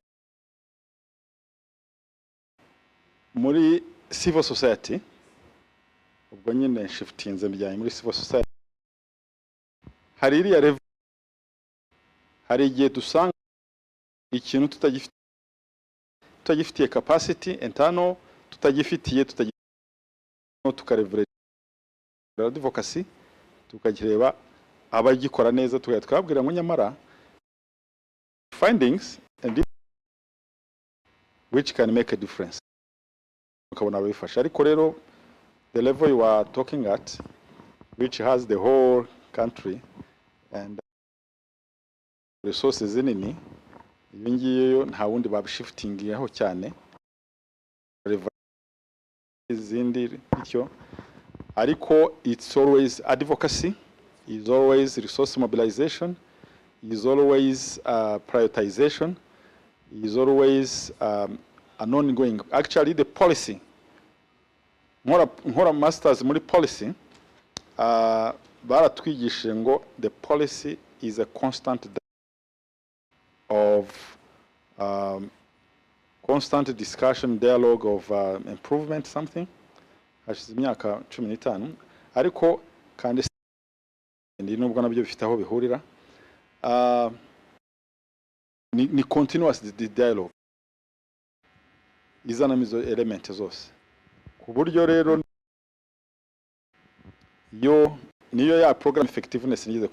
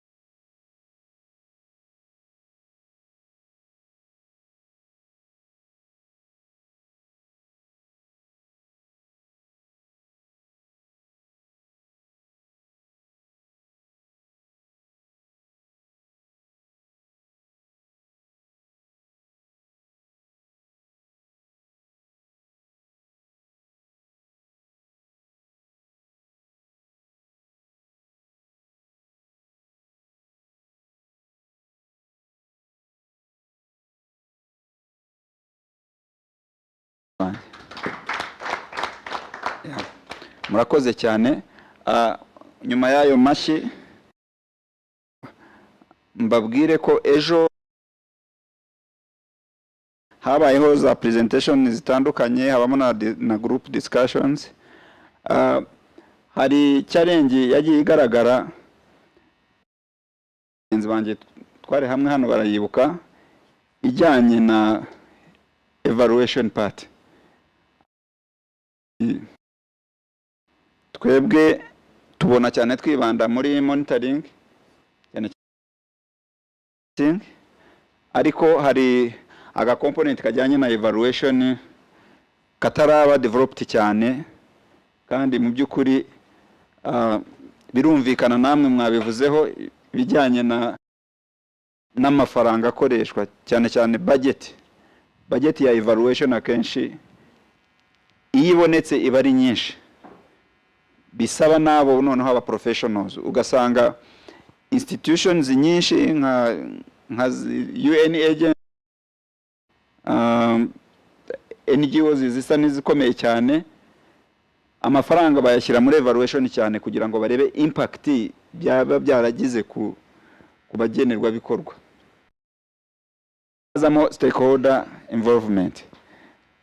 Twebwe nka RMO turi ba stakeholders ariko bato barimo bashaka gukura, kugira ngo twe nka RMO turashaka ngo niba bikunda ko tuzajya bibana ngombwa ku volunteeringa, hakagira team iza igakorana n'abo ba professionals uburyo bakora za evaluation,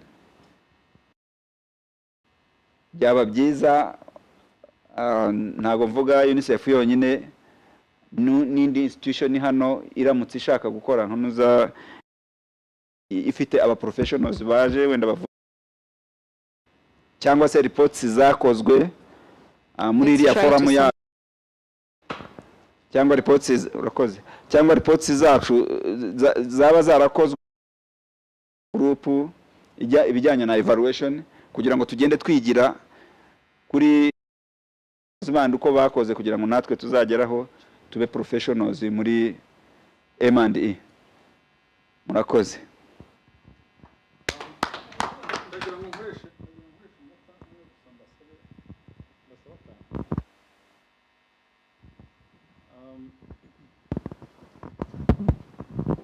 UNICEF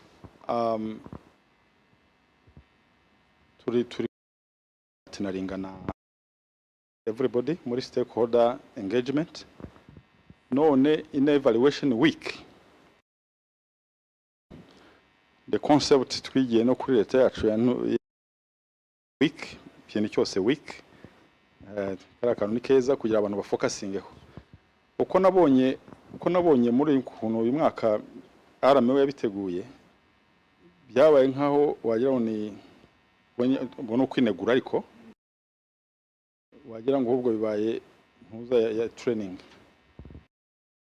Ari synonymous yuko evaluation week ari training. Nubwo training as much as they are good, hari amafaranga yazo bazayasabe ubikora tuzaha amafaranga training, ariko mwe kuvanga ibya evaluation week and the training events zindi. These type of things,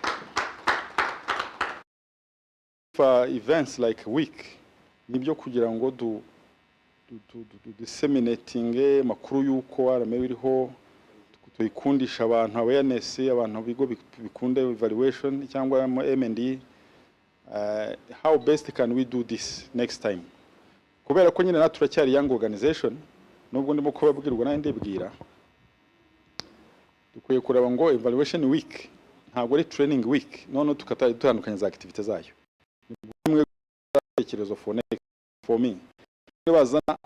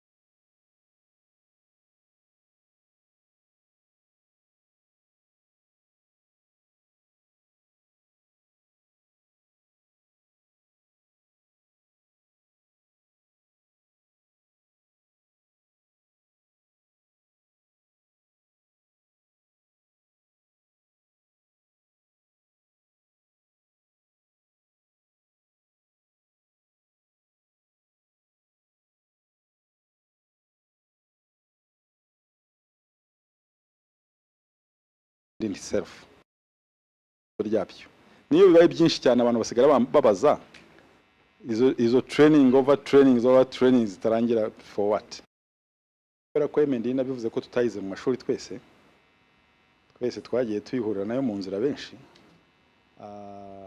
ni byiza ko ariko atari amateraniro none rero mushaka ibitekerezo bidahenze ko none munzanira budget UNICEF ntabwo ibereyeho gufundinga arameho cyangwa ibindi bintu tubereyeho abana cyane nuko dufata udufaranga duke tugashyira hariya rwose muri department yanjye mfitemo NSR narameho amafaranga arameho cyangwa se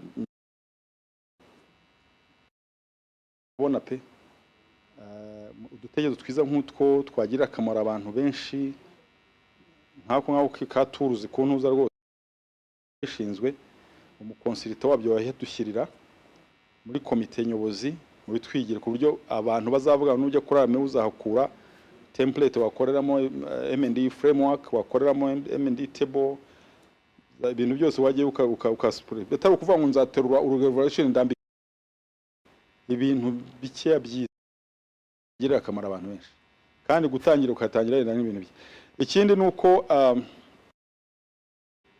please get involved hari yenge mvuga na president wacu ugasanga afite abantu nka batatu gusa abandi turi busy nibyo tuko ntabwo ari umugati wa buri munsi kwabusa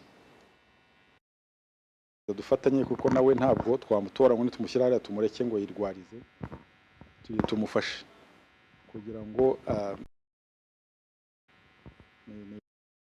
nanabashimira for the time we spent stakeholder abantu icyatumaga mbaza abantu muri leta na civil society bari ngombwa kubera ko we want both to go together kugira ngo dushobore kugira niyo stakeholder ukora bigire credibility sibyo cyane Imana ibaho umugisha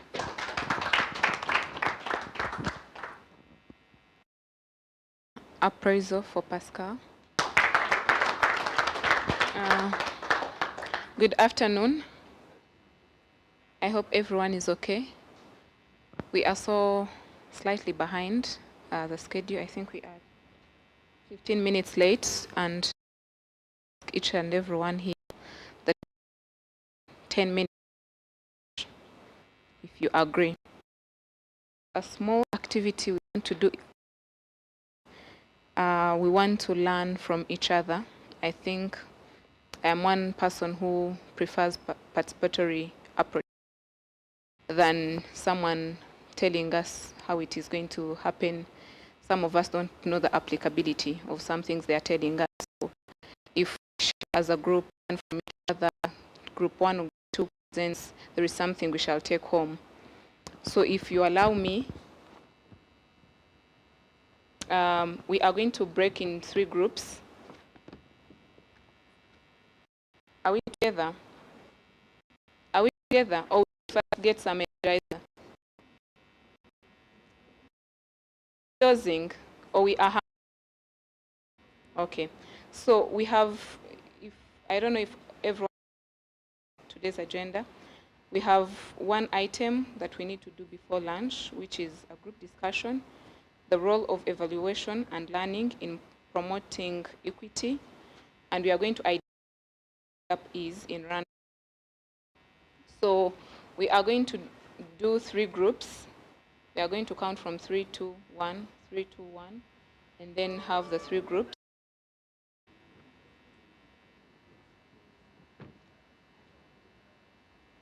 I think we need to also change, like if you had a group, at least you got to know 2, 3 people that you worked with in the previous group. If we encourage the same group, you end up knowing only 2 people. I don't know if, so it is good to change, work with different people. Yeah, so we start and create the new groups so we save our time, right? 3? No, we are starting from 3, 2, 1. 3, 2, 1.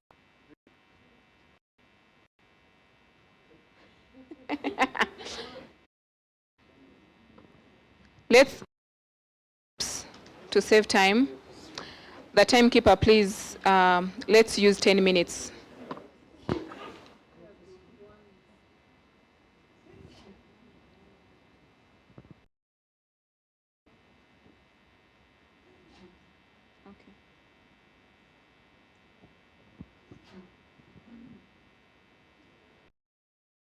It's please, please.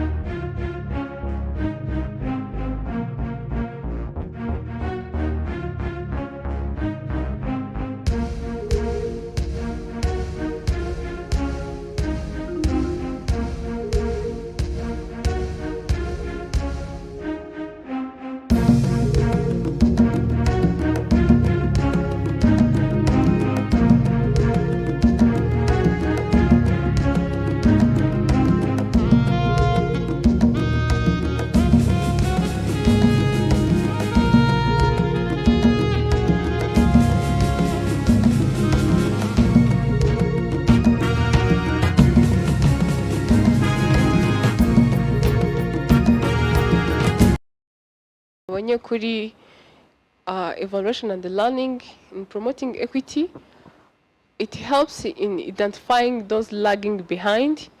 The second one, it helps in knowing how to allocate resources and budgeting for more attention. Iyo ufite data ziri rated, no, evidence-based data, so muri evaluation umenya where the gap is, ukamenya aho uri butangirire n'igikenewe kugira ngo promoting equity. The third one, targeted intervention for marginalized group. The fourth one, evaluation and learning helps in clarifying desired outcomes in terms of equity. For the gaps in Rwanda, wrong understanding of equity or equality, twabonye ko most of us, yaba civil society, even other public institutions, ntabwo kugeza ubu ntabwo turumva neza the difference between equity and equality. Turi confused somehow. The second one, lack of indicators and baseline. Nubwo twabonye akamaro ka evaluation and learning muri promoting equity, some institutions cyangwa se hari ahantu hamwe uzagera usange these data ntabwo bajya bakora evaluation. Niba badakora evaluation, kubona data bizakugora kugira ngo umenye who are you going to promote, what are you going to promote, n'ibyo bakeneye bizakugora kubibona. Numva ari ibingibi twabonye, hagize icyo nibagiye bagenzi banjye banyunganira. Murakoze.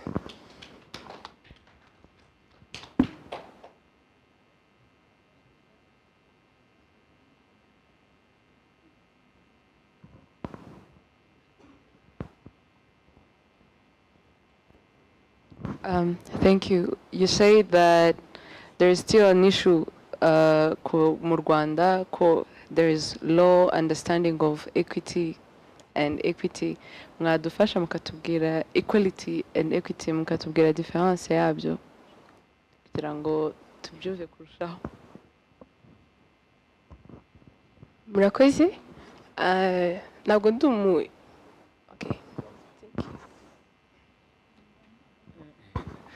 ndagira ngo wenda nunganire kuri equity na equality.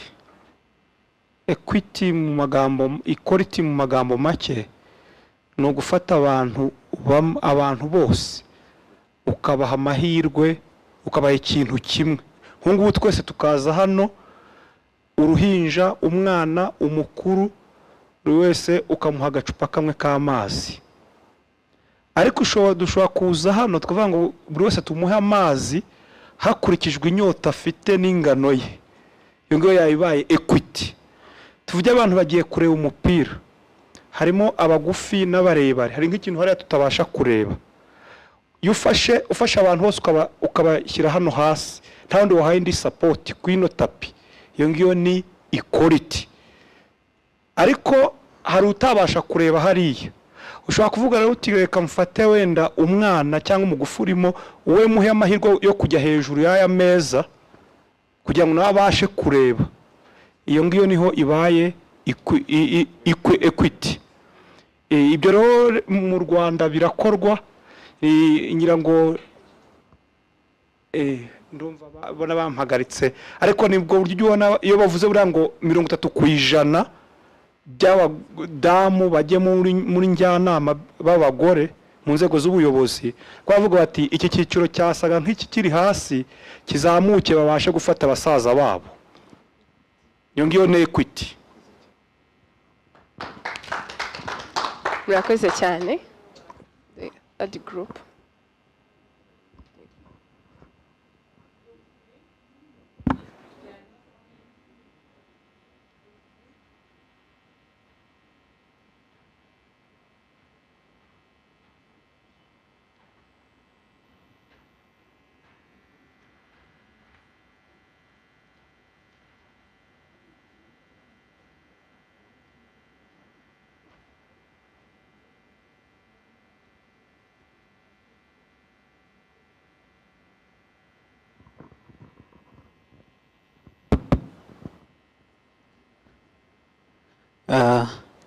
Thank you.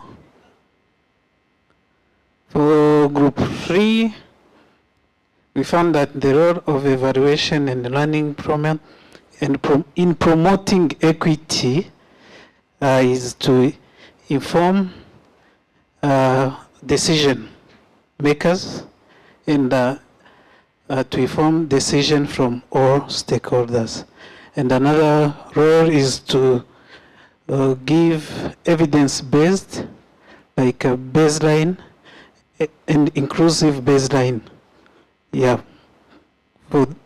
a baseline data.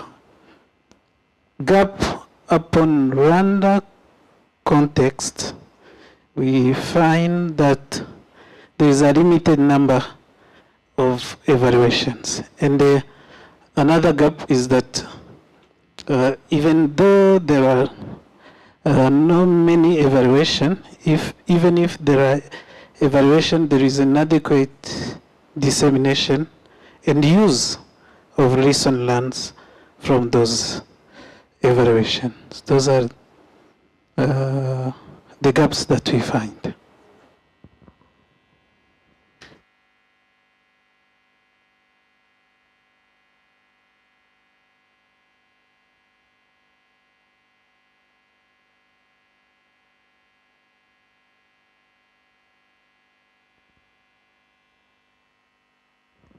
Satisfied? Okay, now that everyone has presented and we are satisfied, we can go satisfy our stomachs. Yes, we can. It's time for lunch. We are going to use 50 minutes. 50. Because we are cheating the 10 minutes back. Right? So let's do that. Thank you so much.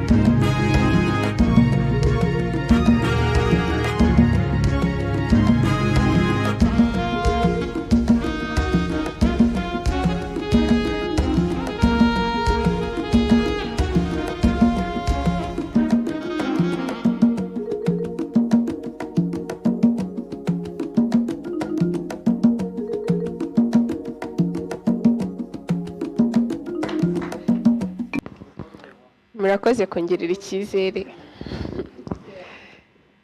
Okay. Mumeze neza? Mwese murumva mwishimye? Abantu bahaze murishimye cyangwa mwababaye? Are you ready? Yes.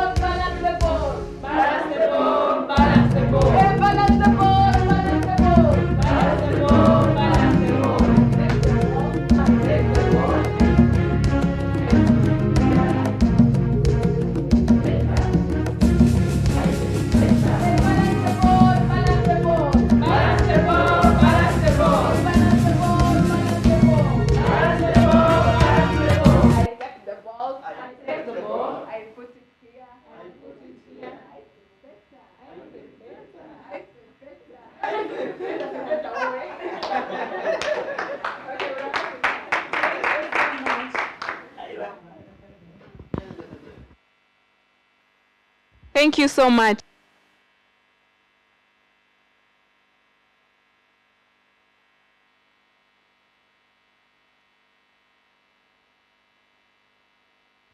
The next thing on our agenda is Joseph is going to take us through the ethics of evaluation and learning during times of crisis, the role of the YES, young and emerging evaluators, in humanitarian situations.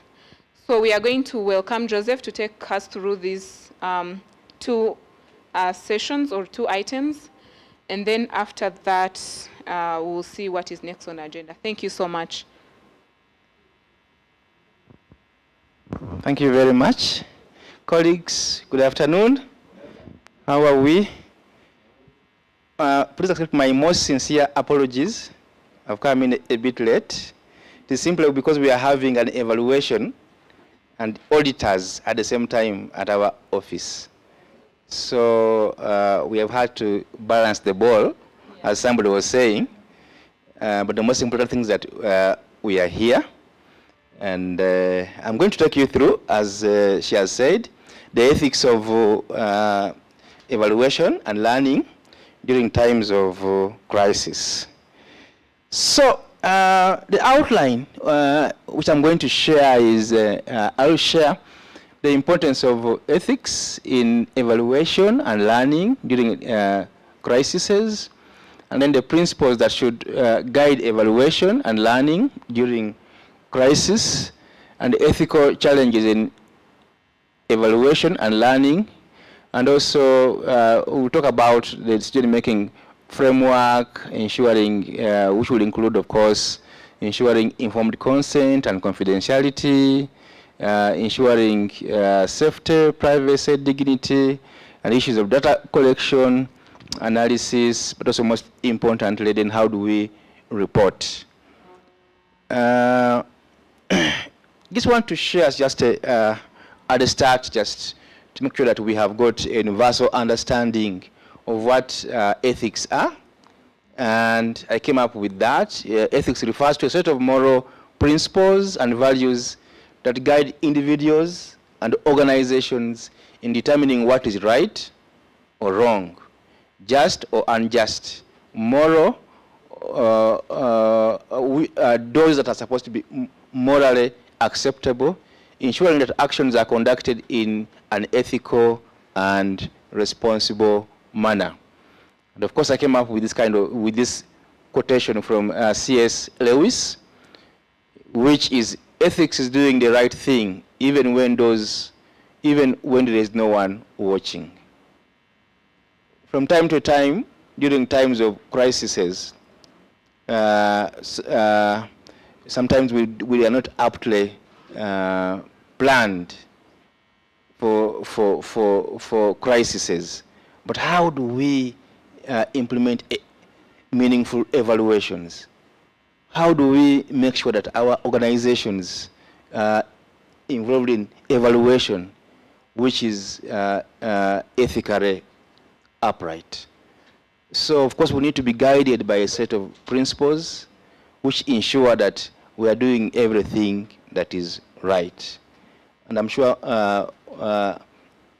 in this room we have many evaluators who have been involved in evaluation of humanitarian work. So what I'm going to take you through is what are some of those things that we need to do as evaluators, especially during the times of crisis. Then, of course, what is a crisis? A crisis is a time that is characterized by sudden, disruptive, and often unprecedented events or situations that pose significant challenges and risks. They can manifest in many different ways. They could be natural disasters, they could be armed conflicts, they could be public health emergencies, they could be economic downturns or social upheavals. During these times, usual functioning of individuals, organizations, and communities is often disrupted, requiring immediate response and adaptations to address impact and mitigate against further harm. About a month ago, if I'm correct, we had a natural disaster here in this country where there were floods, and people went to bed. By the following morning, we had hundreds of people who had died. That is a good example of a crisis which is in form of a natural disaster. And there could be so many crises. We sometimes have crises which are to do with the refugees. Sometimes we have both crises to do with the public health emergencies. We are coming from a period of COVID-19. We all knew that there are not so many countries which were prepared to handle COVID-19, but it became not only a national crisis, but indeed a global crisis. So then how do we handle that is what we are going to look at. So the importance of ethics in evaluation and learning during crises is anchored around respecting informed consent, and maintaining confidentiality becomes crucial during these times. It's very important that even if you are going to do evaluations, it's important that as you go out there and interact with people, it is important that there is informed consent and there is maintenance of confidentiality. As evaluators, those are key principles that we follow. Following ethical principles builds trust among the stakeholders, ensures participants, organizations, and the wider community. And also it's very important that ethical considerations are important in identifying and mitigating potential harms that could rise from evaluation and learning activities. Okay? I would request that maybe I first make a presentation and then we can have a yes.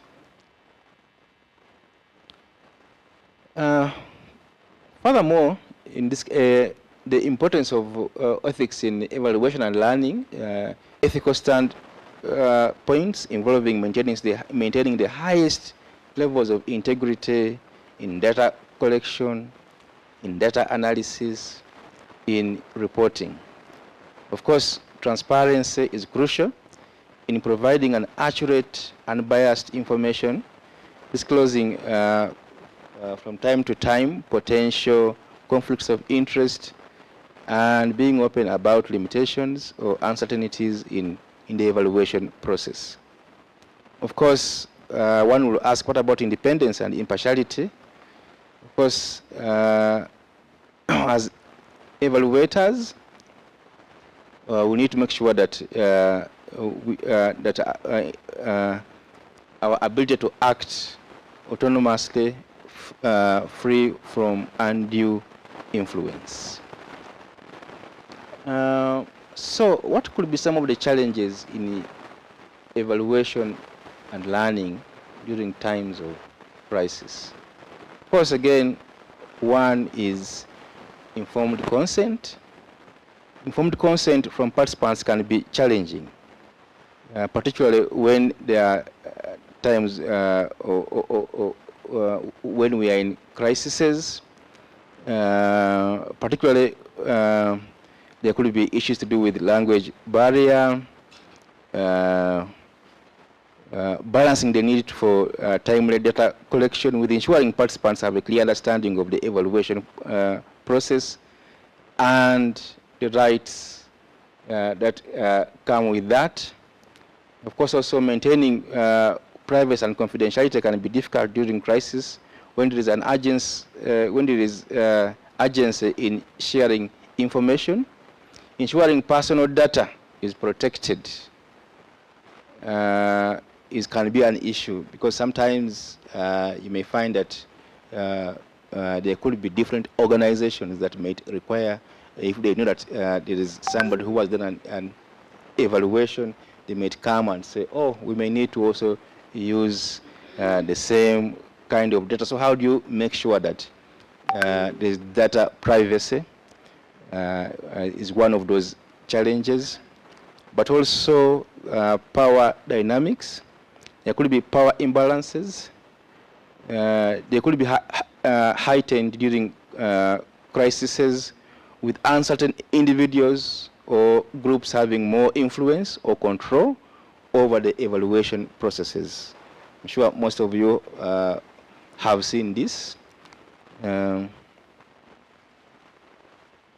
So it's important that as evaluators, we make sure that that is recognized and we are able to act in a more professional way. Then there's another issue of access and equity. Access and equity, making sure that we are able to target all the different stakeholders so that we are able to get information which is balanced. And then the other issue is the ethical use of findings.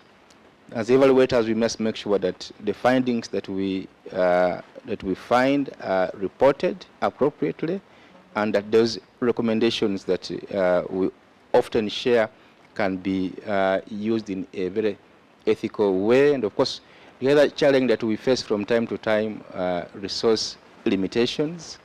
In most of our countries, that's a very, very big challenge.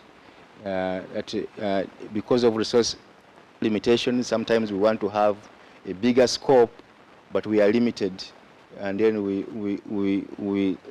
limit ourselves, and sometimes we want to do household surveys, but because of lack of money, then we change that scope. So resources, one of those challenges that we face from time to explore.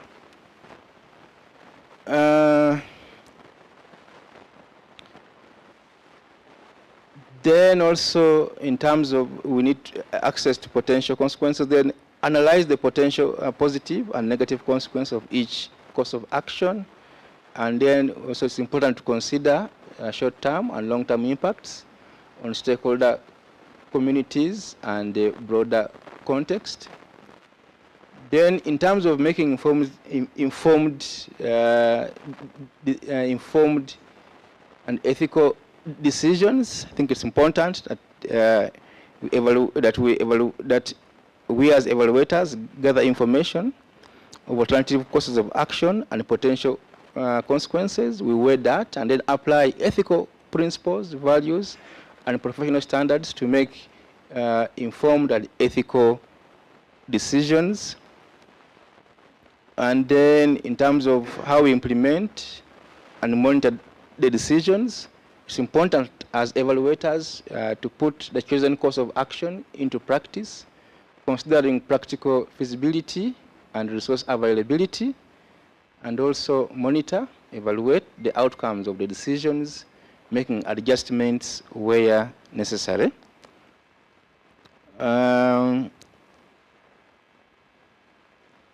In terms of ensuring informed consent and confidentiality, one of the key principles there is, of course, clear communication. In terms of that, we need to make sure that the communication is purposeful. We should be able to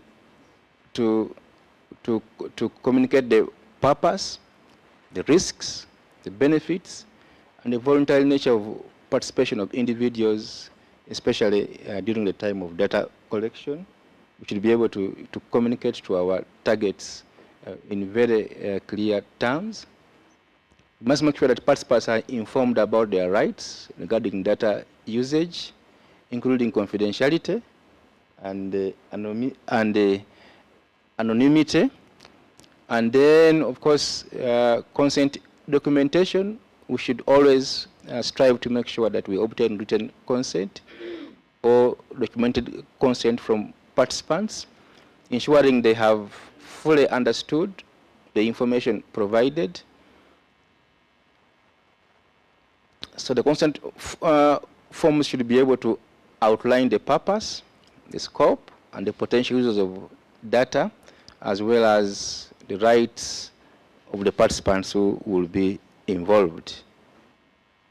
I spoke about data security and anonymization. Of course, it is very important to make sure that even those who are involved in the evaluations, they remain anonymous, and that data should be secured properly. In terms of ethical review and compliance, it's important to adhere to ethical review processes and guidelines established by relevant authorities or ethical committees.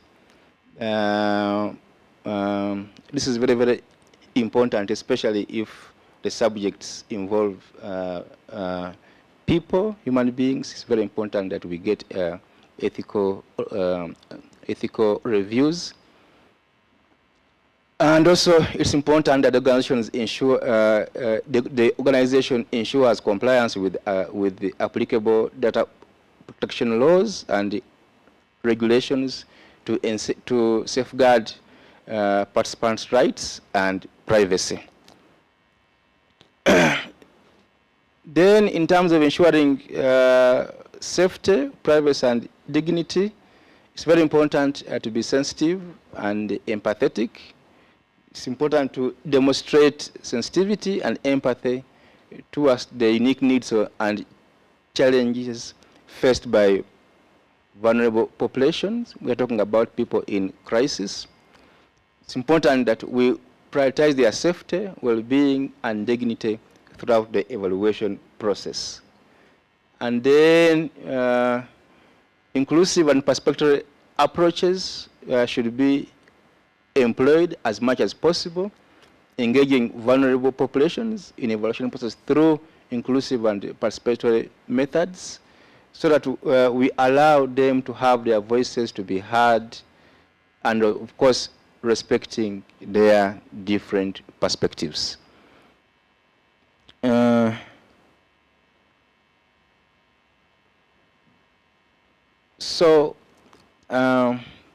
I've spoken about confidentiality and anonymity. Perhaps I'll go on collaborative partnerships.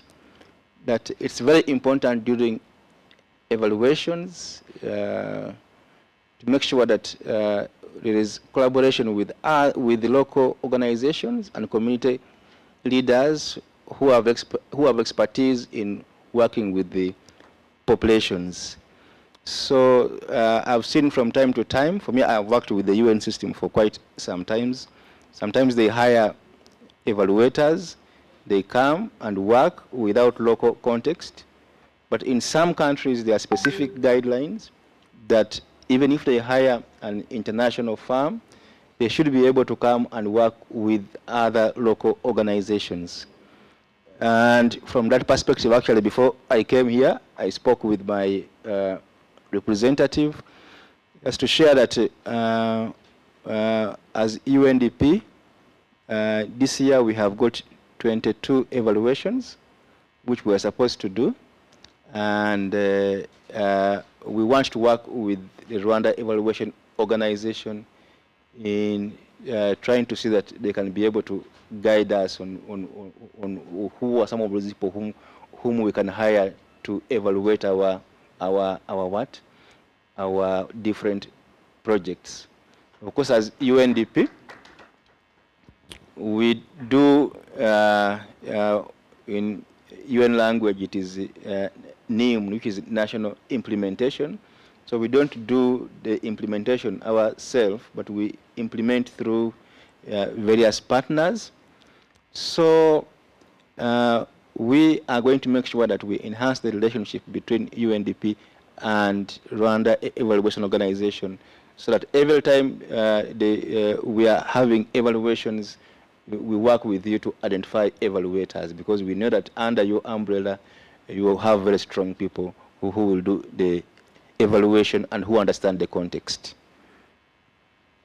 Moving forward, in terms of ethical data collection and analysis, of course, there's need to always apply rigorous standards of data collection, of course, data analysis, which standards are appropriate given the context. Of course, during crisis, we have to make sure that the techniques, the methods we use should be appropriate, and that they should minimize biases and capture that information that we require. But also, it's important that we undertake data verification and validation to make sure that the data that we are collecting can be verified, and that we can validate the accuracy and reliability of the data that is collected. And also, it's important that from time to time we cross-reference data from multiple sources and conduct quality checks to ensure data integrity. Of course, I know that these are the basics that you do from time to time, but it's important that during time of crisis, that even if those times are challenging, we are able to make sure that data can be cross-referenced to ensure data integrity. Then the other key aspect I wanted to talk about relates to transparent reporting, which as evaluators from time to time, it's important that we clearly document data processes, including the methods used, limitations, and potential biases, and that the reporting that we do should be accurate and comprehensive, and we should provide sufficient context and supporting evidence, which I think is very, very important, that as we report, especially for evaluations to do with the UNDP and others, it's critical that the reports are actually accurate and they are unbiased. I spoke about data protection and security. I don't want to again do that, but just to amplify and say that it's important that we adhere to data protection regulations, ensuring proper consent and anonymization practices to protect the identities of individuals where we get this data. And this is extremely important. And that is why, for us, we feel very strongly that working with Rwanda Evaluation Organization, if they can be able to recommend for us some of those evaluators, then they can be able to guarantee that. Then, moving forward, of course, contextualized reporting, of course, providing a comprehensive and balanced representation of evaluation findings within the context of the crisis. It's very funny, but I was in Somalia, and then we hired some evaluators from Kenya, but I think they were using some of the findings from Kenya. So when they came to make a presentation of their findings, then there were some, when we read through the report, it was referring to something in northeastern Kenya and not even Somalia. So we need to make sure that our reporting is contextual. It's within the scope of work that we are supposed to be reporting about. we spoke about, of course, being able to share and say the report has got limitations, especially in crises. You may not be able to go to some places, be able to say, whereas we had been able to, our scope, we were supposed to go as far as X and Y, we were unable because of an issue. So that is always acceptable. But of course, above all, it's important that the various stakeholders are engaged throughout the reporting processes. It's important that before a report is shared, there is validation. Stakeholders are invited on the table, and a report is presented and validated.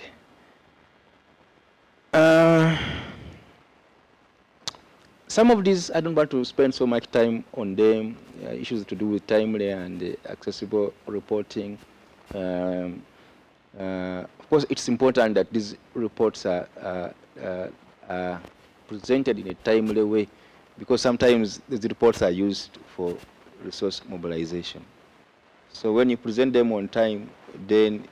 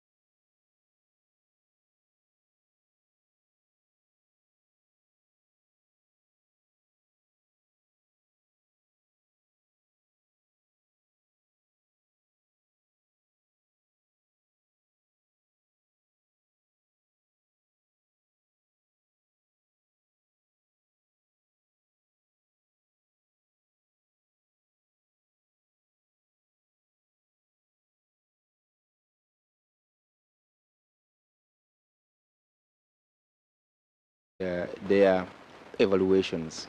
So it is important that we prepare and have SOPs that can guide us to do evaluations in times of crisis, so that when a crisis hits, we are fully armed and we are able to go out there and undertake evaluations. Then the other aspect is training and capacity building. It's important that we have in different organizations do it differently.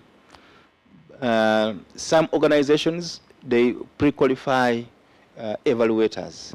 When they are pre-qualified, then they can train them on the basics of what they expect to do in terms of evaluation in crisis settings.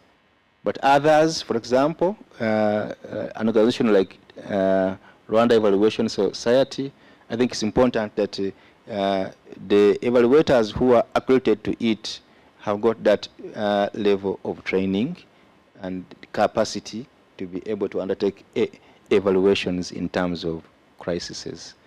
And then, of course, the other one is the collaborative approaches. It's important to have these collaborative approaches that can foster collaboration and partnerships with relevant stakeholders, including affected communities, to ensure ethical practices and promote inclusivity. Then continuous ethical reflections.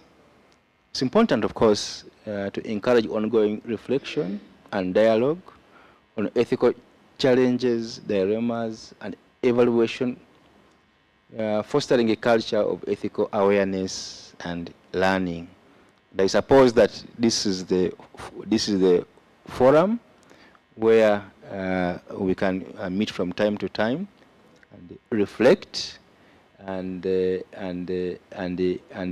come out on with how we can handle things given some of the situations that we are sometimes forced to operate within. The other one that we thought we would share is institutional support in terms of providing institutional support and resources to evaluators to promote ethical practices, including data protection protocols, ethical review boards, and access to expertise in decision making.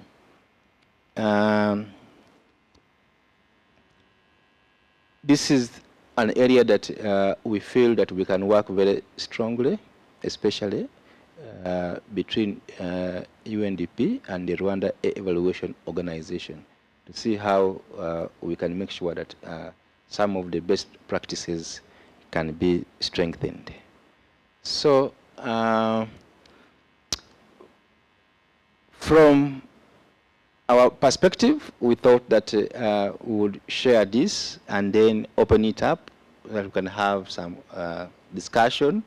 We don't have the correct answers, but we believe that together we can amplify on this, because we feel very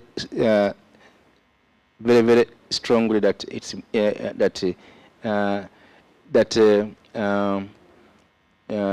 ethics is very, very important, and that in times of evaluations and learning, we need to have a team of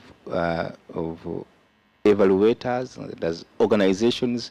We should be able to make sure that that ethics and that ethics of evaluation and that we are able to learn from time to time through the work that we do.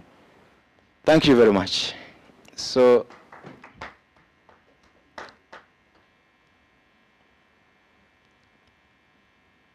I open it up. If there are any questions or comments. Any questions?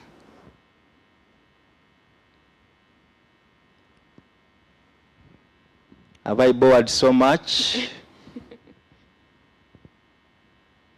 Questions? Comments?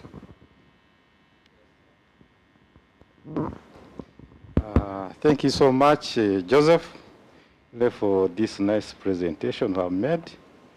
You are not boring. You have been really inspiring us. Yes, it's not at all. So my comment again is on the issue of ethics. I think we need to note that this work of ours, we are ever engaged in, apart from M&E or other things we do in life. So anything you do without adhering to, especially professionals, to the ethics, code of ethics, I think ultimately you can end up not meeting your expectations. I think we need to note that ultimately we come up with reports we do for the work done, but we need to see whether those reports are impactful. So that is driven by the knowledge we have, yes, but also conducting as we are supposed to do, as we're supposed to behave. So there is one, Joseph, we were not there yesterday, but there was like, somebody said that people go to the field to collect information, but of course they can go and they can just sit somewhere and they just manipulate it. They just think what they have in mind and then they conclude. So for the issue of, if somebody has that understanding of the sense of ethics, I think you cannot do that. So principally what I think Joseph was trying to show us is that ethics is paramount to the success of the professional job we are in. So without ethics, we can end up in vain. Thank you so much.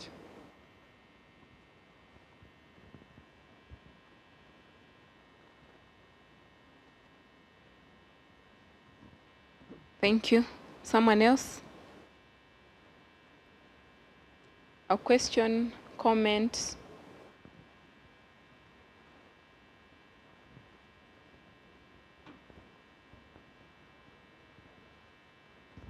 Thank you very much. My name is Janvier. I've not been here, but fortunately I'm here. So I just followed a small part of your presentation, which was good. Ethics and evaluation. But I would like maybe it's not, I don't know if it's a question or a comment. There are some areas which I think being unethical can contribute the development, either in evaluation, learning, and all that. So what do you think about that? For instance, organizing impact evaluation using some method like randomization. So I need to, yes, I would like you to say something about that, either appreciating or otherwise. Thank you.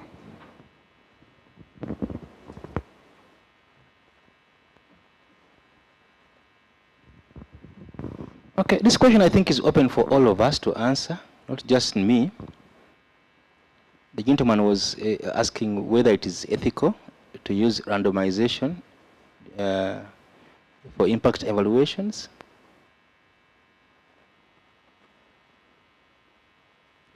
Anybody with an answer?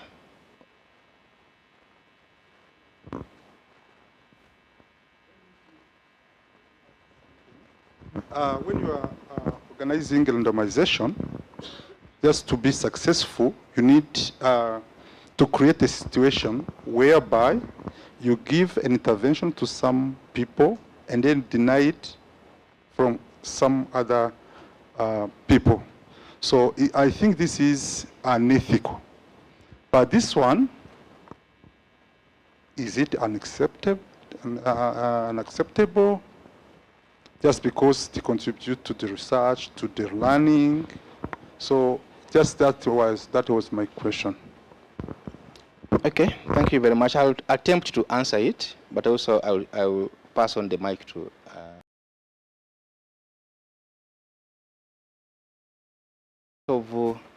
of crisis. I would want to say that it is not very ethical, because if you give one group of people a service and the other, it may cause actually serious harm, because you saw one of the key principles we are talking about is the do no harm approach. Do no harm approach. So, for example, if you are UNHCR and you are involved in food distribution, and then you have two groups. One group you feed them, the other group you do not feed them. You don't have to actually wait. You will see that there will be a lot of harm. It can also be the same if you have two different groups. One group you provide security, the other group you do not provide security. So in the context of crises, that approach would not work.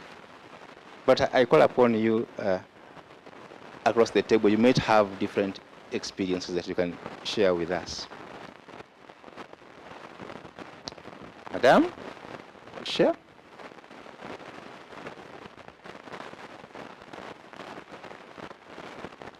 So any other questions, any other comments? Specifically relating to ethics in evaluations during a time of crises.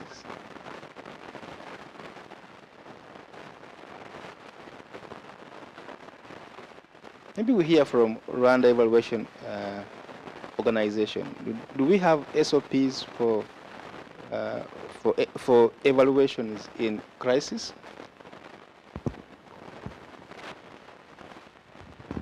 Thank you very much. Unfortunately, we don't have them, but we are thinking of having them. Building on that, I know UNDP is very good and big organization. So there are two terms, ethics and equity. So here now we are talking about the time of crisis. So from my experience and from I know what I saw people doing, it's like we are going there just for the sake of evaluation, assessment, monitoring, and all that. You just focus on those areas that are accessible. So I would like to know how do you just avoid that in your SOPs as a UNDP? Any success story about that? Because otherwise you just go there and when you are organizing like events, development events, where you call upon different partners, just go to the region nearby the road, the main road. So I think that's not ethical. It's neither equity. So how do you come up? How do you just do you deal with that as a UNDP? Otherwise, Rameo is still, building its systems. Systems, eh? That's a very good one. Thank you very much. I think one of the ways of fostering that has been the pre-qualification of different consultants. So those who are pre-qualified, they build their capacities to be able to to undertake their work properly. Part of the capacity building is a sharing of the SOPs. This is what is supposed to be done. This is what is not supposed to be done. And of course, the context also varies. I want to share an example. I've been working in Somalia. In Somalia, evaluation is mainly done by third-party service providers, because in most of the places it's very difficult to reach there because of Al-Shabaab. Al-Shabaab controls those areas. So you have to make sure that you hire an organization or individuals who are qualified but within those areas. Because in Somalia, fortunately and unfortunately, the clan system is so strong to the extent that I think if you lose something and you go to the clan head, you are sure that you'll get that thing back. You must have heard about stories about the time when they were hijacking the boats and ships on. The clan people would be the ones to help with what? At one time we had a very serious issue. We bought vehicles, hundreds of pickup vehicles, to be taken to the different states within Somalia. Now the challenge was, how do we transport these vehicles through Al-Shabaab controlled what? Areas? And also know that the UN doesn't want to the other option was flying them. It was very expensive. Now for over 3 months, the vehicles were stuck, hundreds of vehicles stuck. We were saying, what can we do? Donors were knocking and saying, these vehicles are supposed to be in the field to do their work. So somebody approached us and said, in this country, if you want things to work, you use the people themselves. You use the clans. They will transport those what? They will make sure that they drive those cars from Mogadishu up to Galmadug, up to those places. So we said, let's give it a try. We began with 20 vehicles. Within 5 days, they had all what? Reached. Now the challenge was, that's unacceptable. Because according to the systems, you cannot, those people are not pre-qualified, they even don't have, their companies are not registered. But we had to get a waiver from what? Donors to try it. It worked. And then we had to move all those vehicles using that system. So that is something that local context matters. that in evaluations, you may not be able to go to some places, especially in crisis areas. But you need to rely on what? On local expertise. There are people out there that can do the job. Yes, please.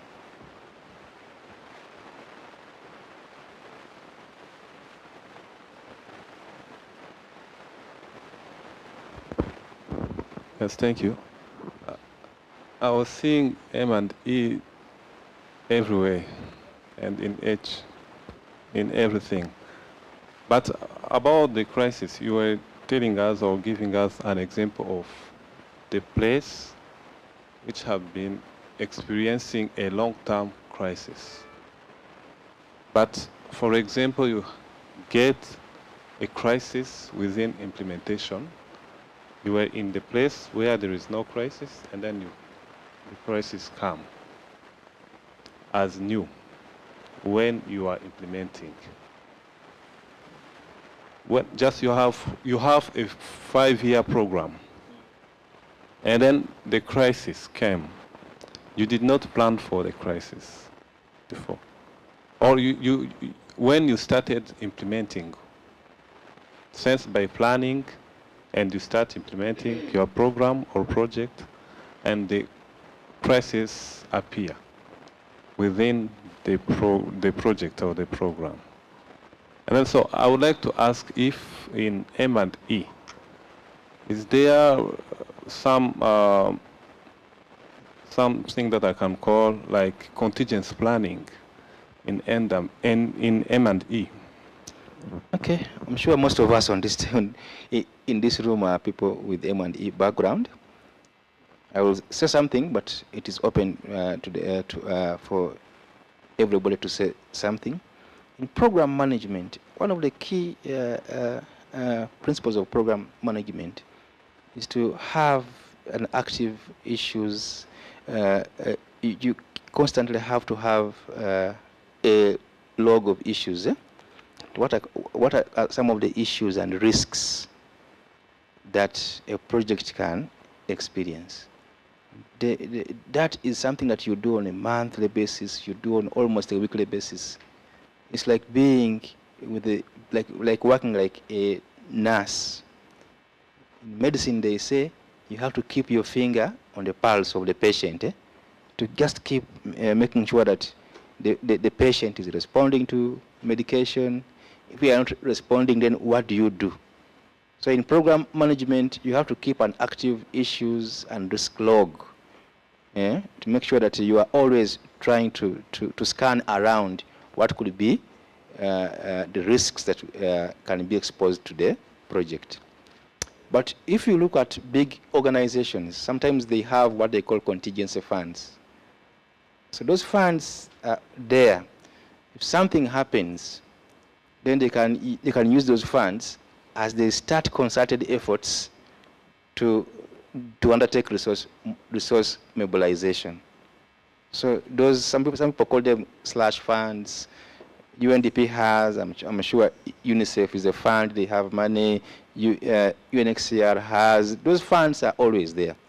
But the most important thing is to make sure that you are always actively scanning for those risks. And if there are risks, then you come up with measures on how you can overcome them. But I will open it up for colleagues. Yes, please.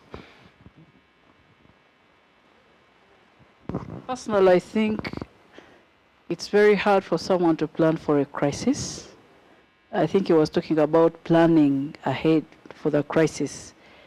And there are cases whereby the crisis is probably even way beyond what is provided in the contingent section of the budget of a particular program or project. Maybe a practical example is this COVID we all went through. We also how it shook economies. Up to now, some economies are still struggling to get back on their feet. So in the contingent provision, still I think there are risks that will come, and probably what you really have on your plate cannot even handle. We all see that, but like you were saying, I will also say, normally it's better to predict, to keep in mind anything can happen, and to always make sure there's at least a provision for any kind of emergency that can occur. Thanks. Thank you very much. Actually, that is it. You have to always make sure that there is contingency planning. Yeah, thank you very much. I think in the monitoring and evaluation perspective, there is a component of learning. For learning, you need to identify learning questions that touches on those assumptions that were raised during the development of log frame. So we need to monitor those questions, the learning questions, in order to have adaptive management. You can always adapt to the circumstances.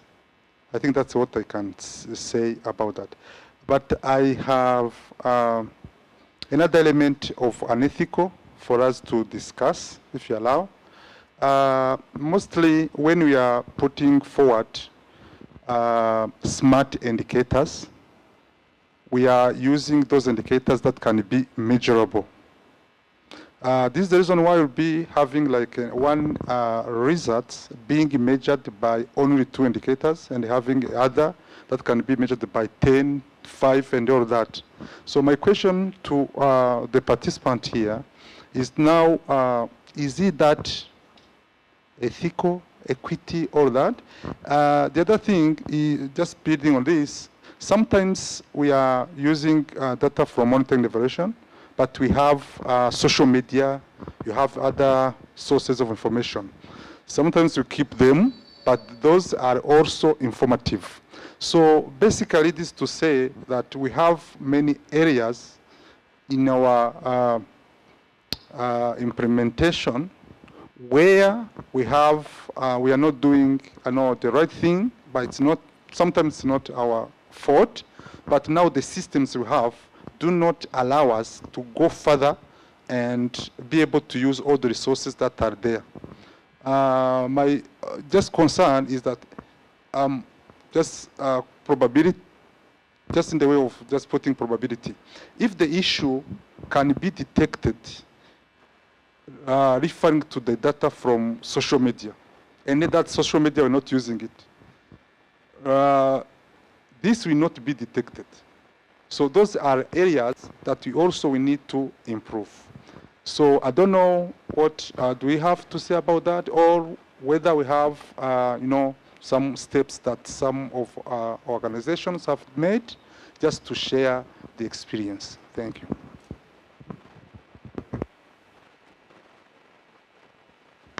Thank you very much. Colleagues, the floor is still open. If you have comments, yes, please. But I get, so for the question that I asked, I get some issue of force majeure.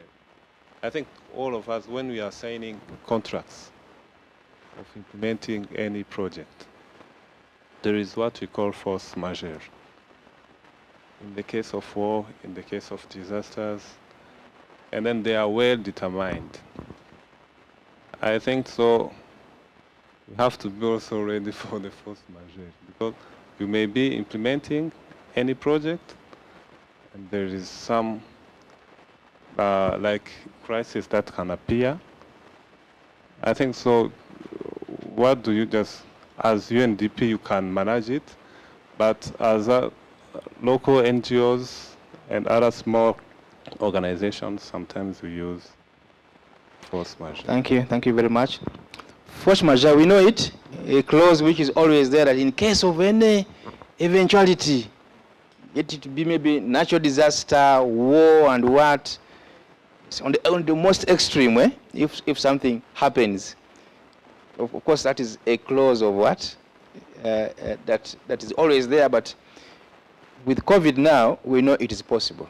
They have always put it there, that this can be discontinued because of, if something happens that is outside of our context and control.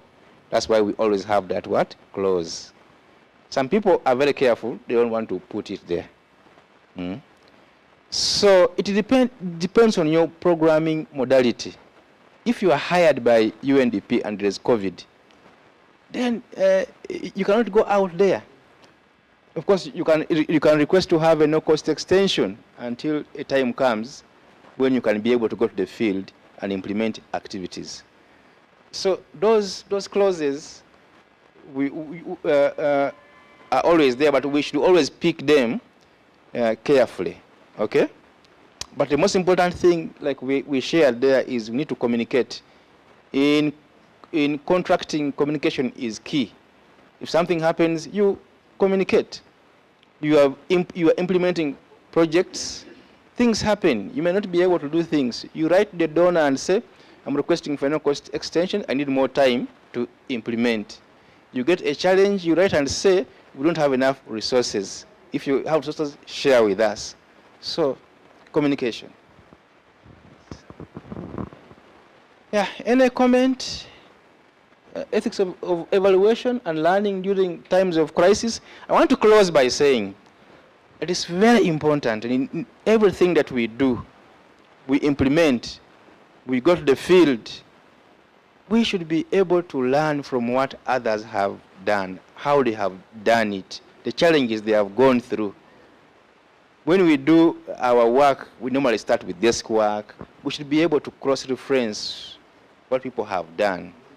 In most cases, it's not the first time that something you are doing is going to be done. So in all that we do in evaluations, we should make sure that there is learning, and that learning helps us to adapt, and that if we are starting something, we should start from strength. And I think that is why we are here, because we are here to make sure that we are contributing to evidence, to knowledge. That knowledge should continue. People should learn from what we have done. So learning is extremely important. And how do we learn? We need to make sure that we document, and that the lessons that we have learned can cascade on to different projects and to different people. Thank you very much. I just wanted to request, it's my first time, I am new. I've only been in UNDP for 3 months, but I'm the head of the management support unit. It's a unit which basically works very closely with different projects. So we do a lot of work. We oversee projects. So one of the things when I was coming here, I was trying to find out how many of the staff, the MRD staff, are registered with the Rwanda Evaluation Organization. Unfortunately, there was none fully registered. So, yes, there are some. Yeah, but from what I heard, there was none. So we need to really make sure that at least the MRD team, and they should be registered with your organization. And if you could give us at least what it requires, and also the capacity building that you do, we are going to push for that, so that there is we can work together to make sure that this becomes a truly umbrella organization. Thank you very much. Thank you so much, Joseph. That was a very, very good one. Now that we still have you, and we are privileged to have the Vice President here, there is one question I want us to discuss about. We've been talking about the times of crisis and humanitarian times or situations. What is the involvement of the YES, the Young and Emerging Evaluators? What is their contribution? How have they been involved in all these times? So I want us to maybe take 10 minutes. It's going to be open. We want to share ideas about it so that we don't just skip it. Are we together? So the question is, the role of young and emerging evaluators in humanitarian situations.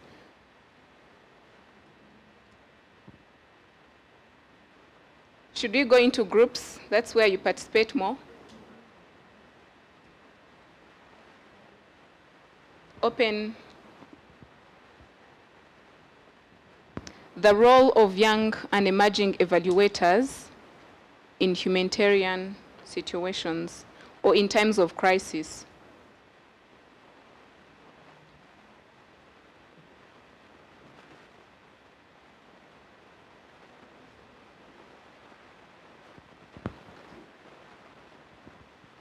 I would say they bring a fresh perspective, and maybe because they grasp technology and innovation, so I would say they bring that part as well. Someone else?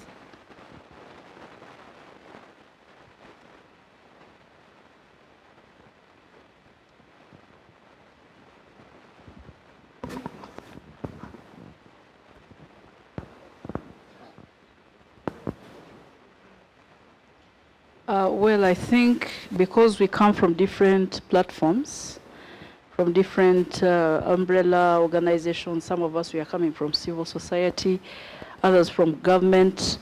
I think our coming together, or the young teams that are emerging in this portfolio, they raise the flag of where the gaps are.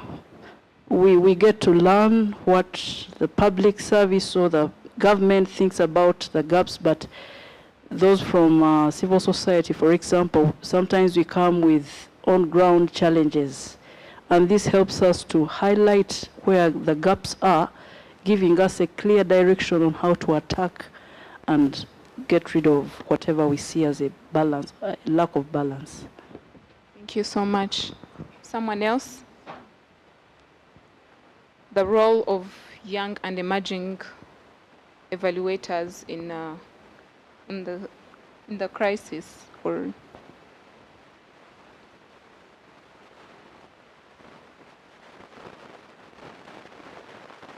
that's all? Is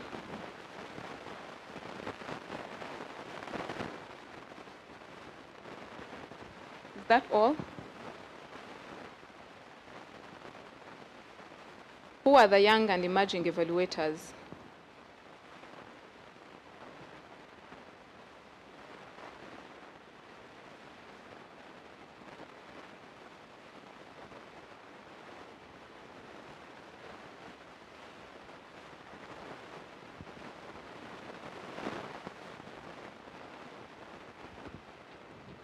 Thank you very much. I think let me first clarify that we should first understand who are these the years. Yeah. So, and I think it is this year through the evaluation of SDGs, and I was among the task force that was working on these standards, the standards of enhancing meaningful engagement of youth in evaluation. So they are passed this year, and they are still new. And if I can just summarize them, on the common agenda, which emphasizes the urgency of intergenerational solidarity in areas of key solutions, and also to make sure that this is a priority, to involve the youth in evaluation. This initiative was done in May, and it was about calling the global evaluation community to commit concrete actions towards long-term, sustainable, meaningful, and young and emerging evaluators and youth at large in evaluation by signing and implementing a manifesto that was launched in May. So, if I can talk about these, the 5 standards that were covered about leadership, accountability practice, advocacy and capacity development, knowledge management and communication. So these standards, and through Rwanda evaluation, I think it is the mandate of this organization to take this forward. I don't know if Lameo is informed about this. Anybody from Rameo leadership can emphasize if they know about this.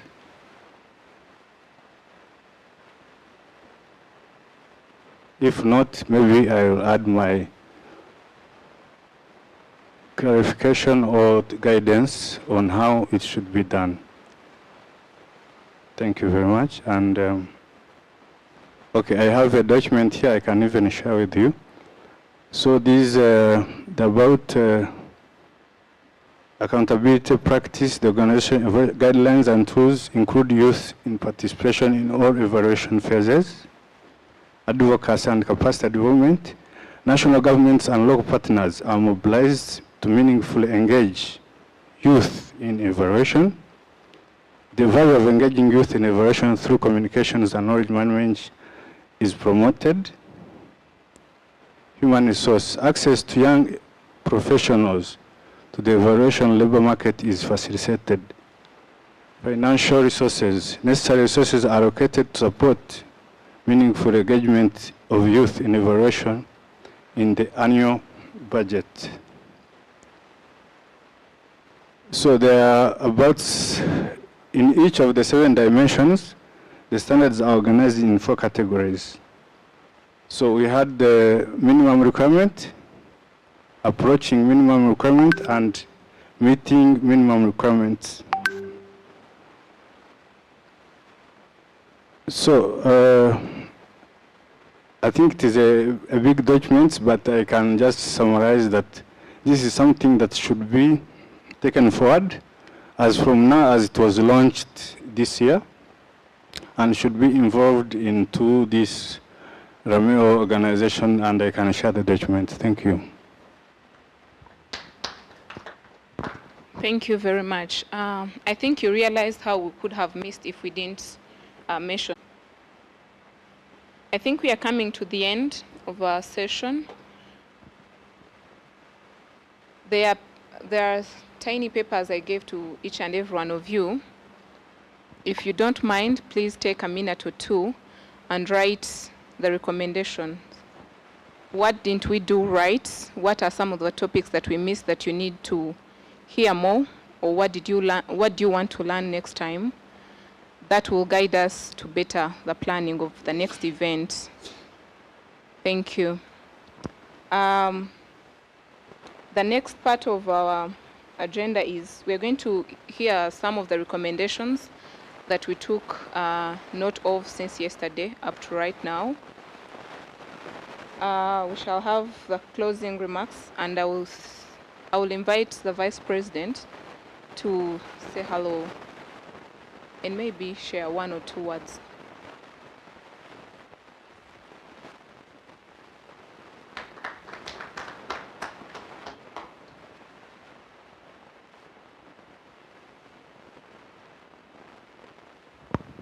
Hello.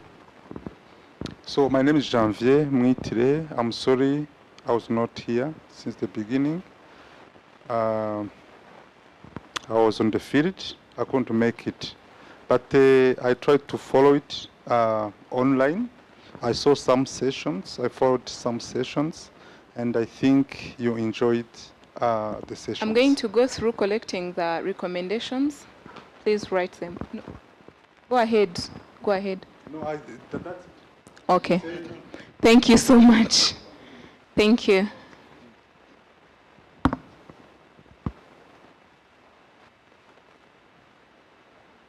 I'm going to go through some of the recommendations that we already have, and I'll still welcome more. If I miss something, we will add them as I conclude. Is that okay? Or we wait? No, we are not going to project. Yes.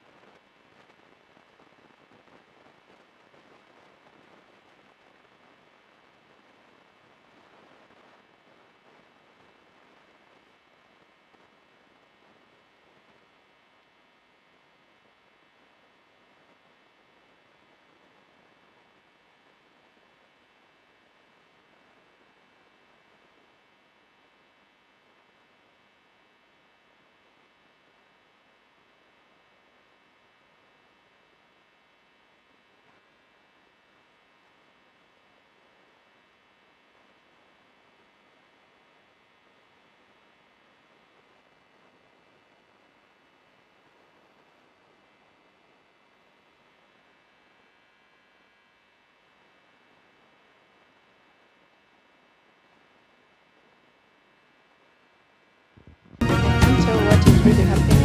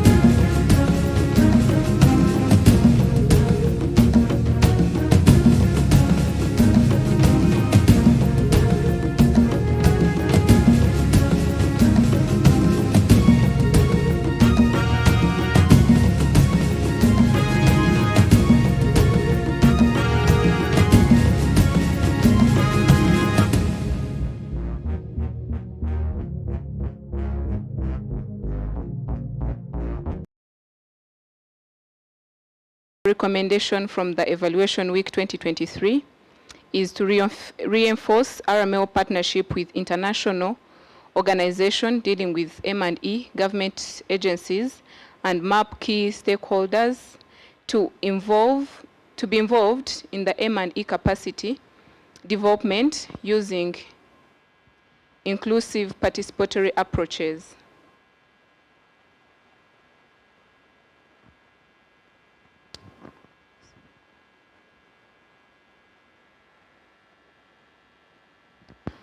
Point 2 is to build resilience by organizing and initiating professional development certification courses and programs and trainings, independent M&E firms, practitioners, knowledge sharing and receptory, organized training and capacity building regular sessions. This is continuous. Regular sessions, skill development on M&E tools and systems, tables and M&E frameworks used and impactful to run the community and stakeholders.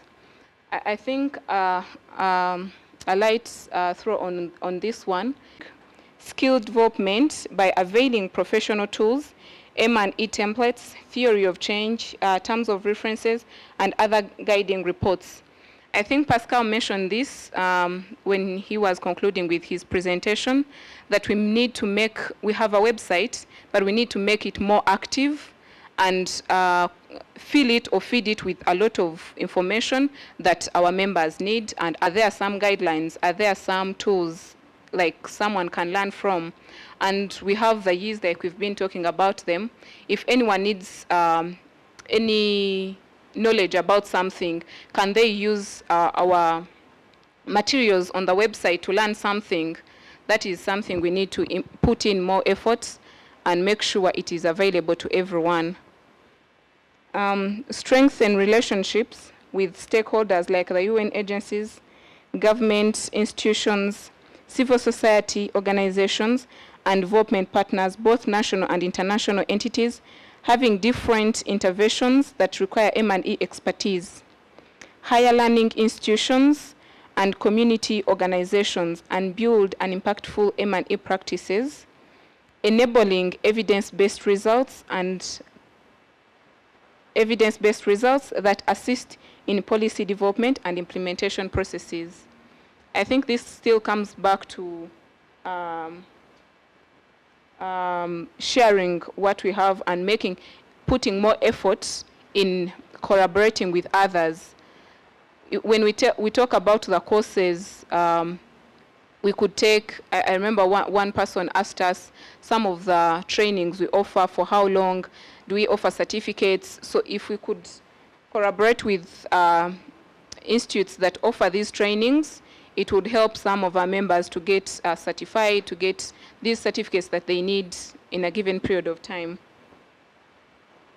Also availing platforms of learning for those that didn't, maybe, because as we practice, some didn't get M&E at undergraduate or even postgraduate, but as if someone studied PMP or something, they can engage in M&E through trainings and maybe short courses.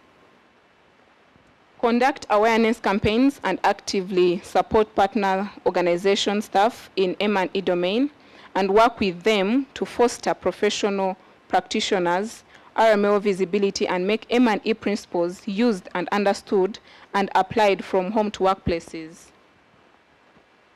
To jointly contribute to all initiatives and international seminars that aim at mitigating potential barriers in M&E, address risk factors, and promote result-based and evidence-related practices, and create more opportunities for practitioners. Is that clear?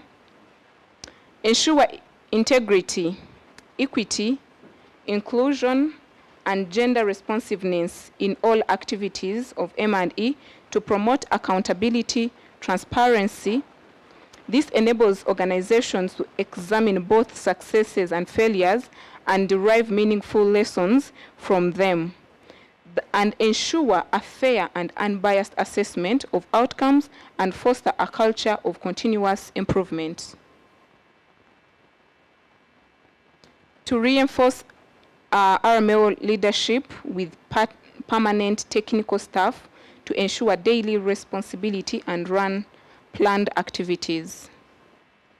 Engage youth and emerging evaluators in evaluation initiatives and give room for growth and professionalism and a positive impact to emphasize the intergenerational solidarity.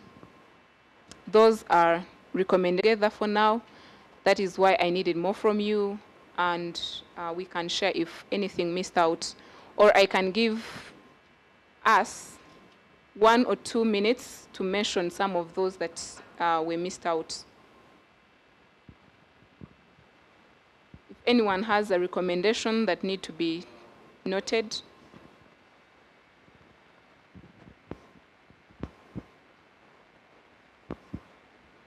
That's all?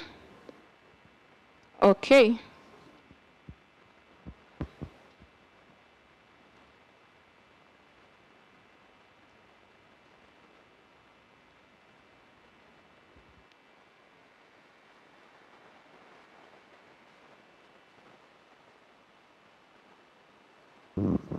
I just wanted to just add on something very little from what I hope I'm not making a repetition. Please guide me if I'm making one. To engage and work very closely with government so that Rwanda Evaluation Organization is very key, to the extent that if there is an evaluation of government work, then the evaluators should be members of Rwanda Evaluation Organization. Yes, that should be key as far as I'm concerned. And then, of course, to engage with the key stakeholders the international organizations. Sometimes they get evaluators who are international, and they come and they do evaluation work, but they don't have context.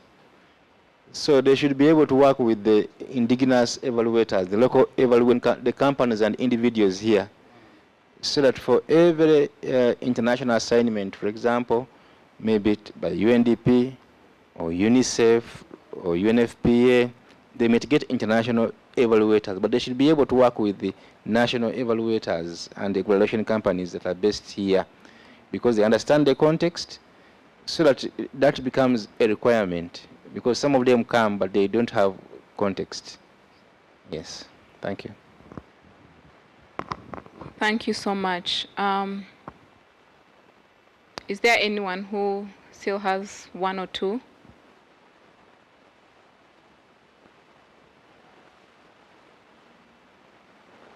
Do we agree to what Joseph has said?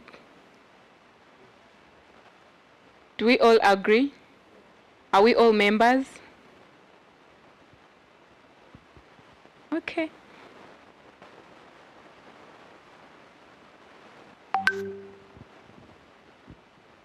I'm not satisfied. That's true.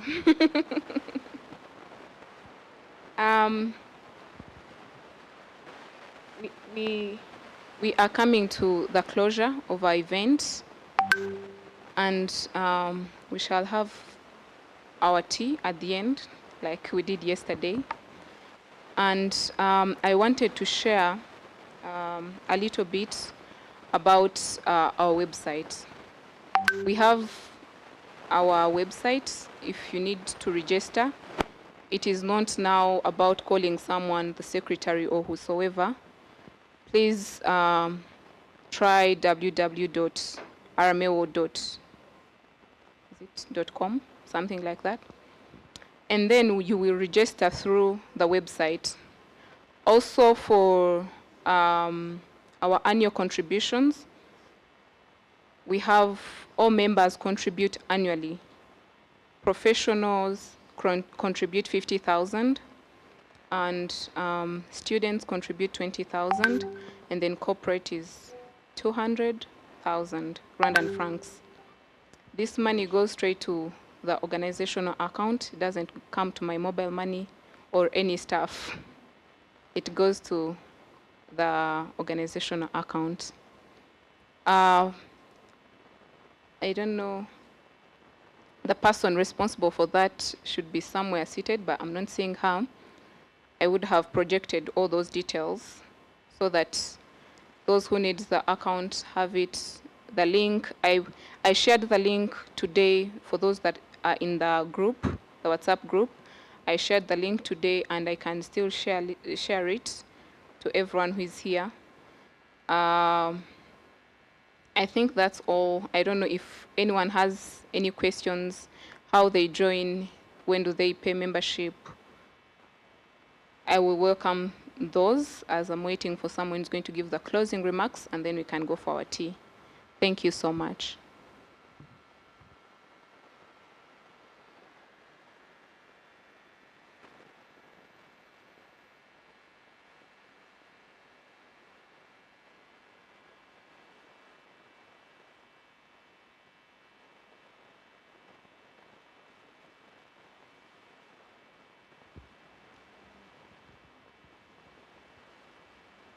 Alex, do you want to say hello to us?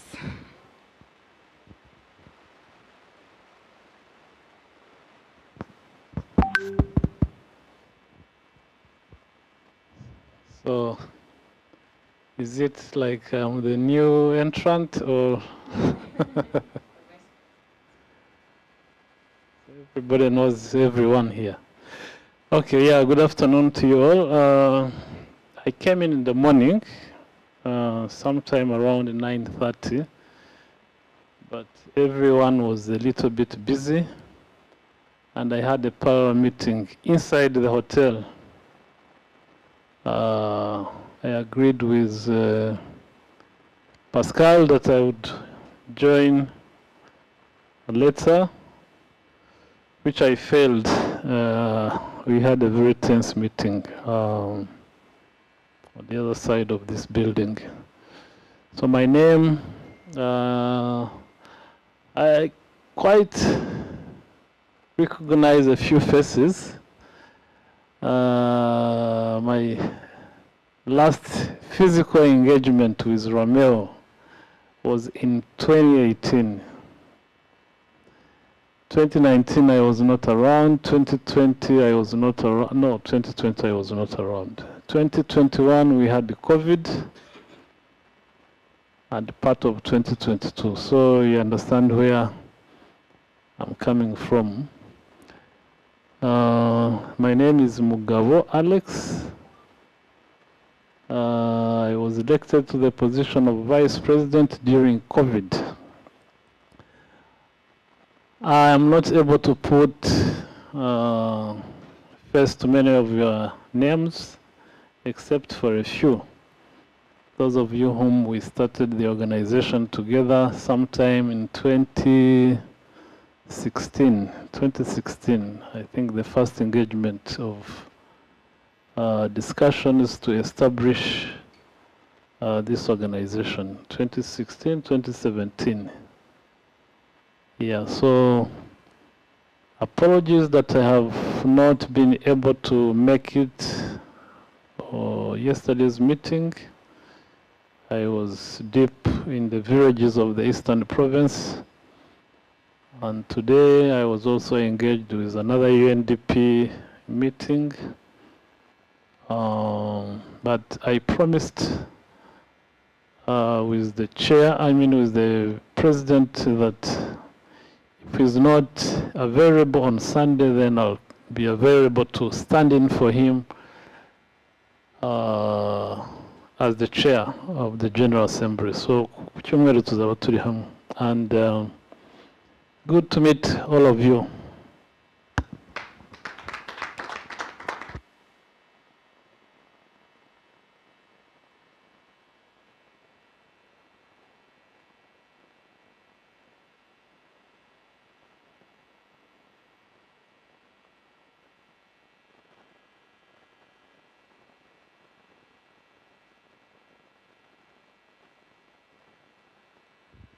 Thank you so much, Alex. Alex is our vice president, and we are privileged today to have both the vice presidents here.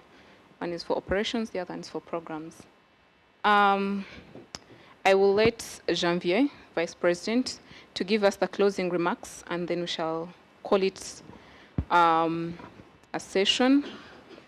But in my names, not in the organization names, I want to thank everyone who has been part of this Advocacy Week. You're really amazing. You contributed a lot, your time, resources, and everything to be here. Thank you so much. Thank you for being hungry for knowledge, and thank you for giving us some of it. I don't think everyone who has been here for 2 days will go the same. You learned 1, 2, 3 things that I wish you implement in your organizations. Be our good ambassadors. If you need to learn something, come back to the organization. We have experts to guide you, to take you through, to help you here and there. I am sure, at least in things that we don't have, we have the brains. We have people that have the knowledge. We have people that have done these evaluations, have monitored big projects. So run to them. If you don't know them, come to us. We shall identify the people to help you. So thank you very much. Thank you. Thank you.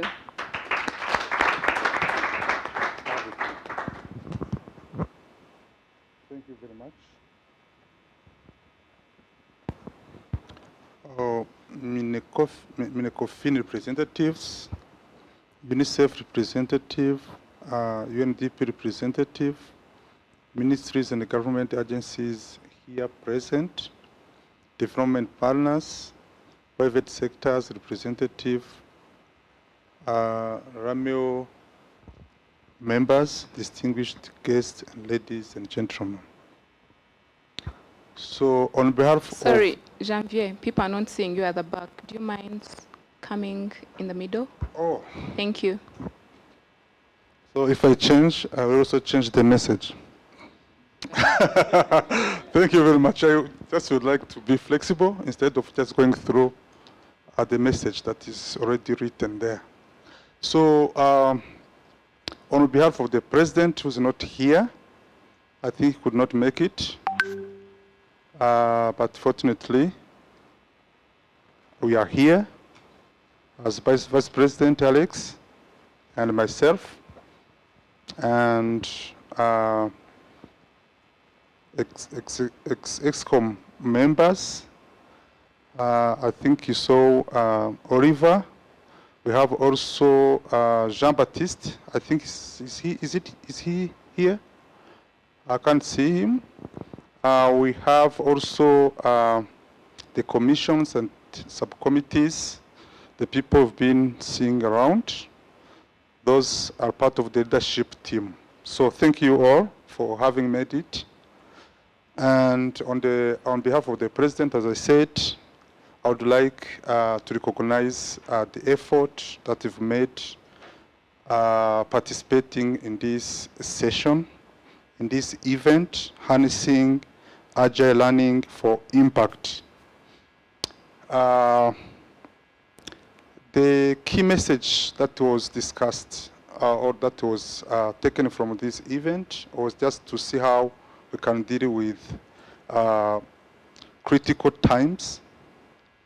And we have collected a number of recommendations. I think we went through them, but the key message is that we need to put forward adaptive management because we are getting close with different difficulties. So we need to be very well equipped. I think we have resources and tools. We have ICT, we have people who have done different, who have different skills. So we have everything. So from this event, if someone take or consider monitoring the evaluation as a critical component for the successful organization or implementation of the project, that would be a very key message. And this, I think this will also guide him or her throughout, the way, throughout the life that is ahead of us. So there is two comments from Joseph, which I thank you for putting them forward. He's from Uganda, where monitoring evaluation is very well developed. I've been discussing with him. I know they have, enough experience. So for them and for him, he is providing his advice, giving advice that if every evaluator should be a member of RAMEO, that will be a good step for us. And in terms of just doing the quality work and also learning more as we are developing this career. So another important take away is that local firms, local companies, I know everyone, I don't know, it's not everyone, but we have a number of companies, we have a number of organizations that are there doing the same. So if we could consider that there is a plenty of opportunities, especially for those other large organizations coming from abroad, they are using, the local experience, the local expertise. So be ready just to put everything in order so that you just collect and then perceive those opportunities. So I think I don't take long, apart from just saying thank you for having made it, and also to call upon everyone here present, not just to keep on considering either joining RAMEO or supporting or looking at the way he or she can support Lameo as an organization so that we don't keep on just doing the basic things, but also we grow to the level that can be very satisfactory. So with this, I declared the session closed. Thank you, everyone. Have a good weekend. Thank you so much. Our tea is ready. Feel free to come and serve yourselves. Thank you. It's time for networking.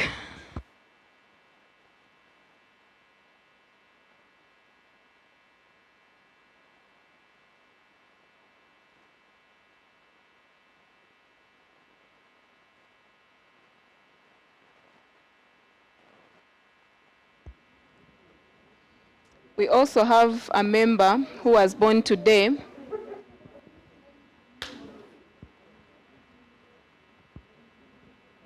We also have a member who was born.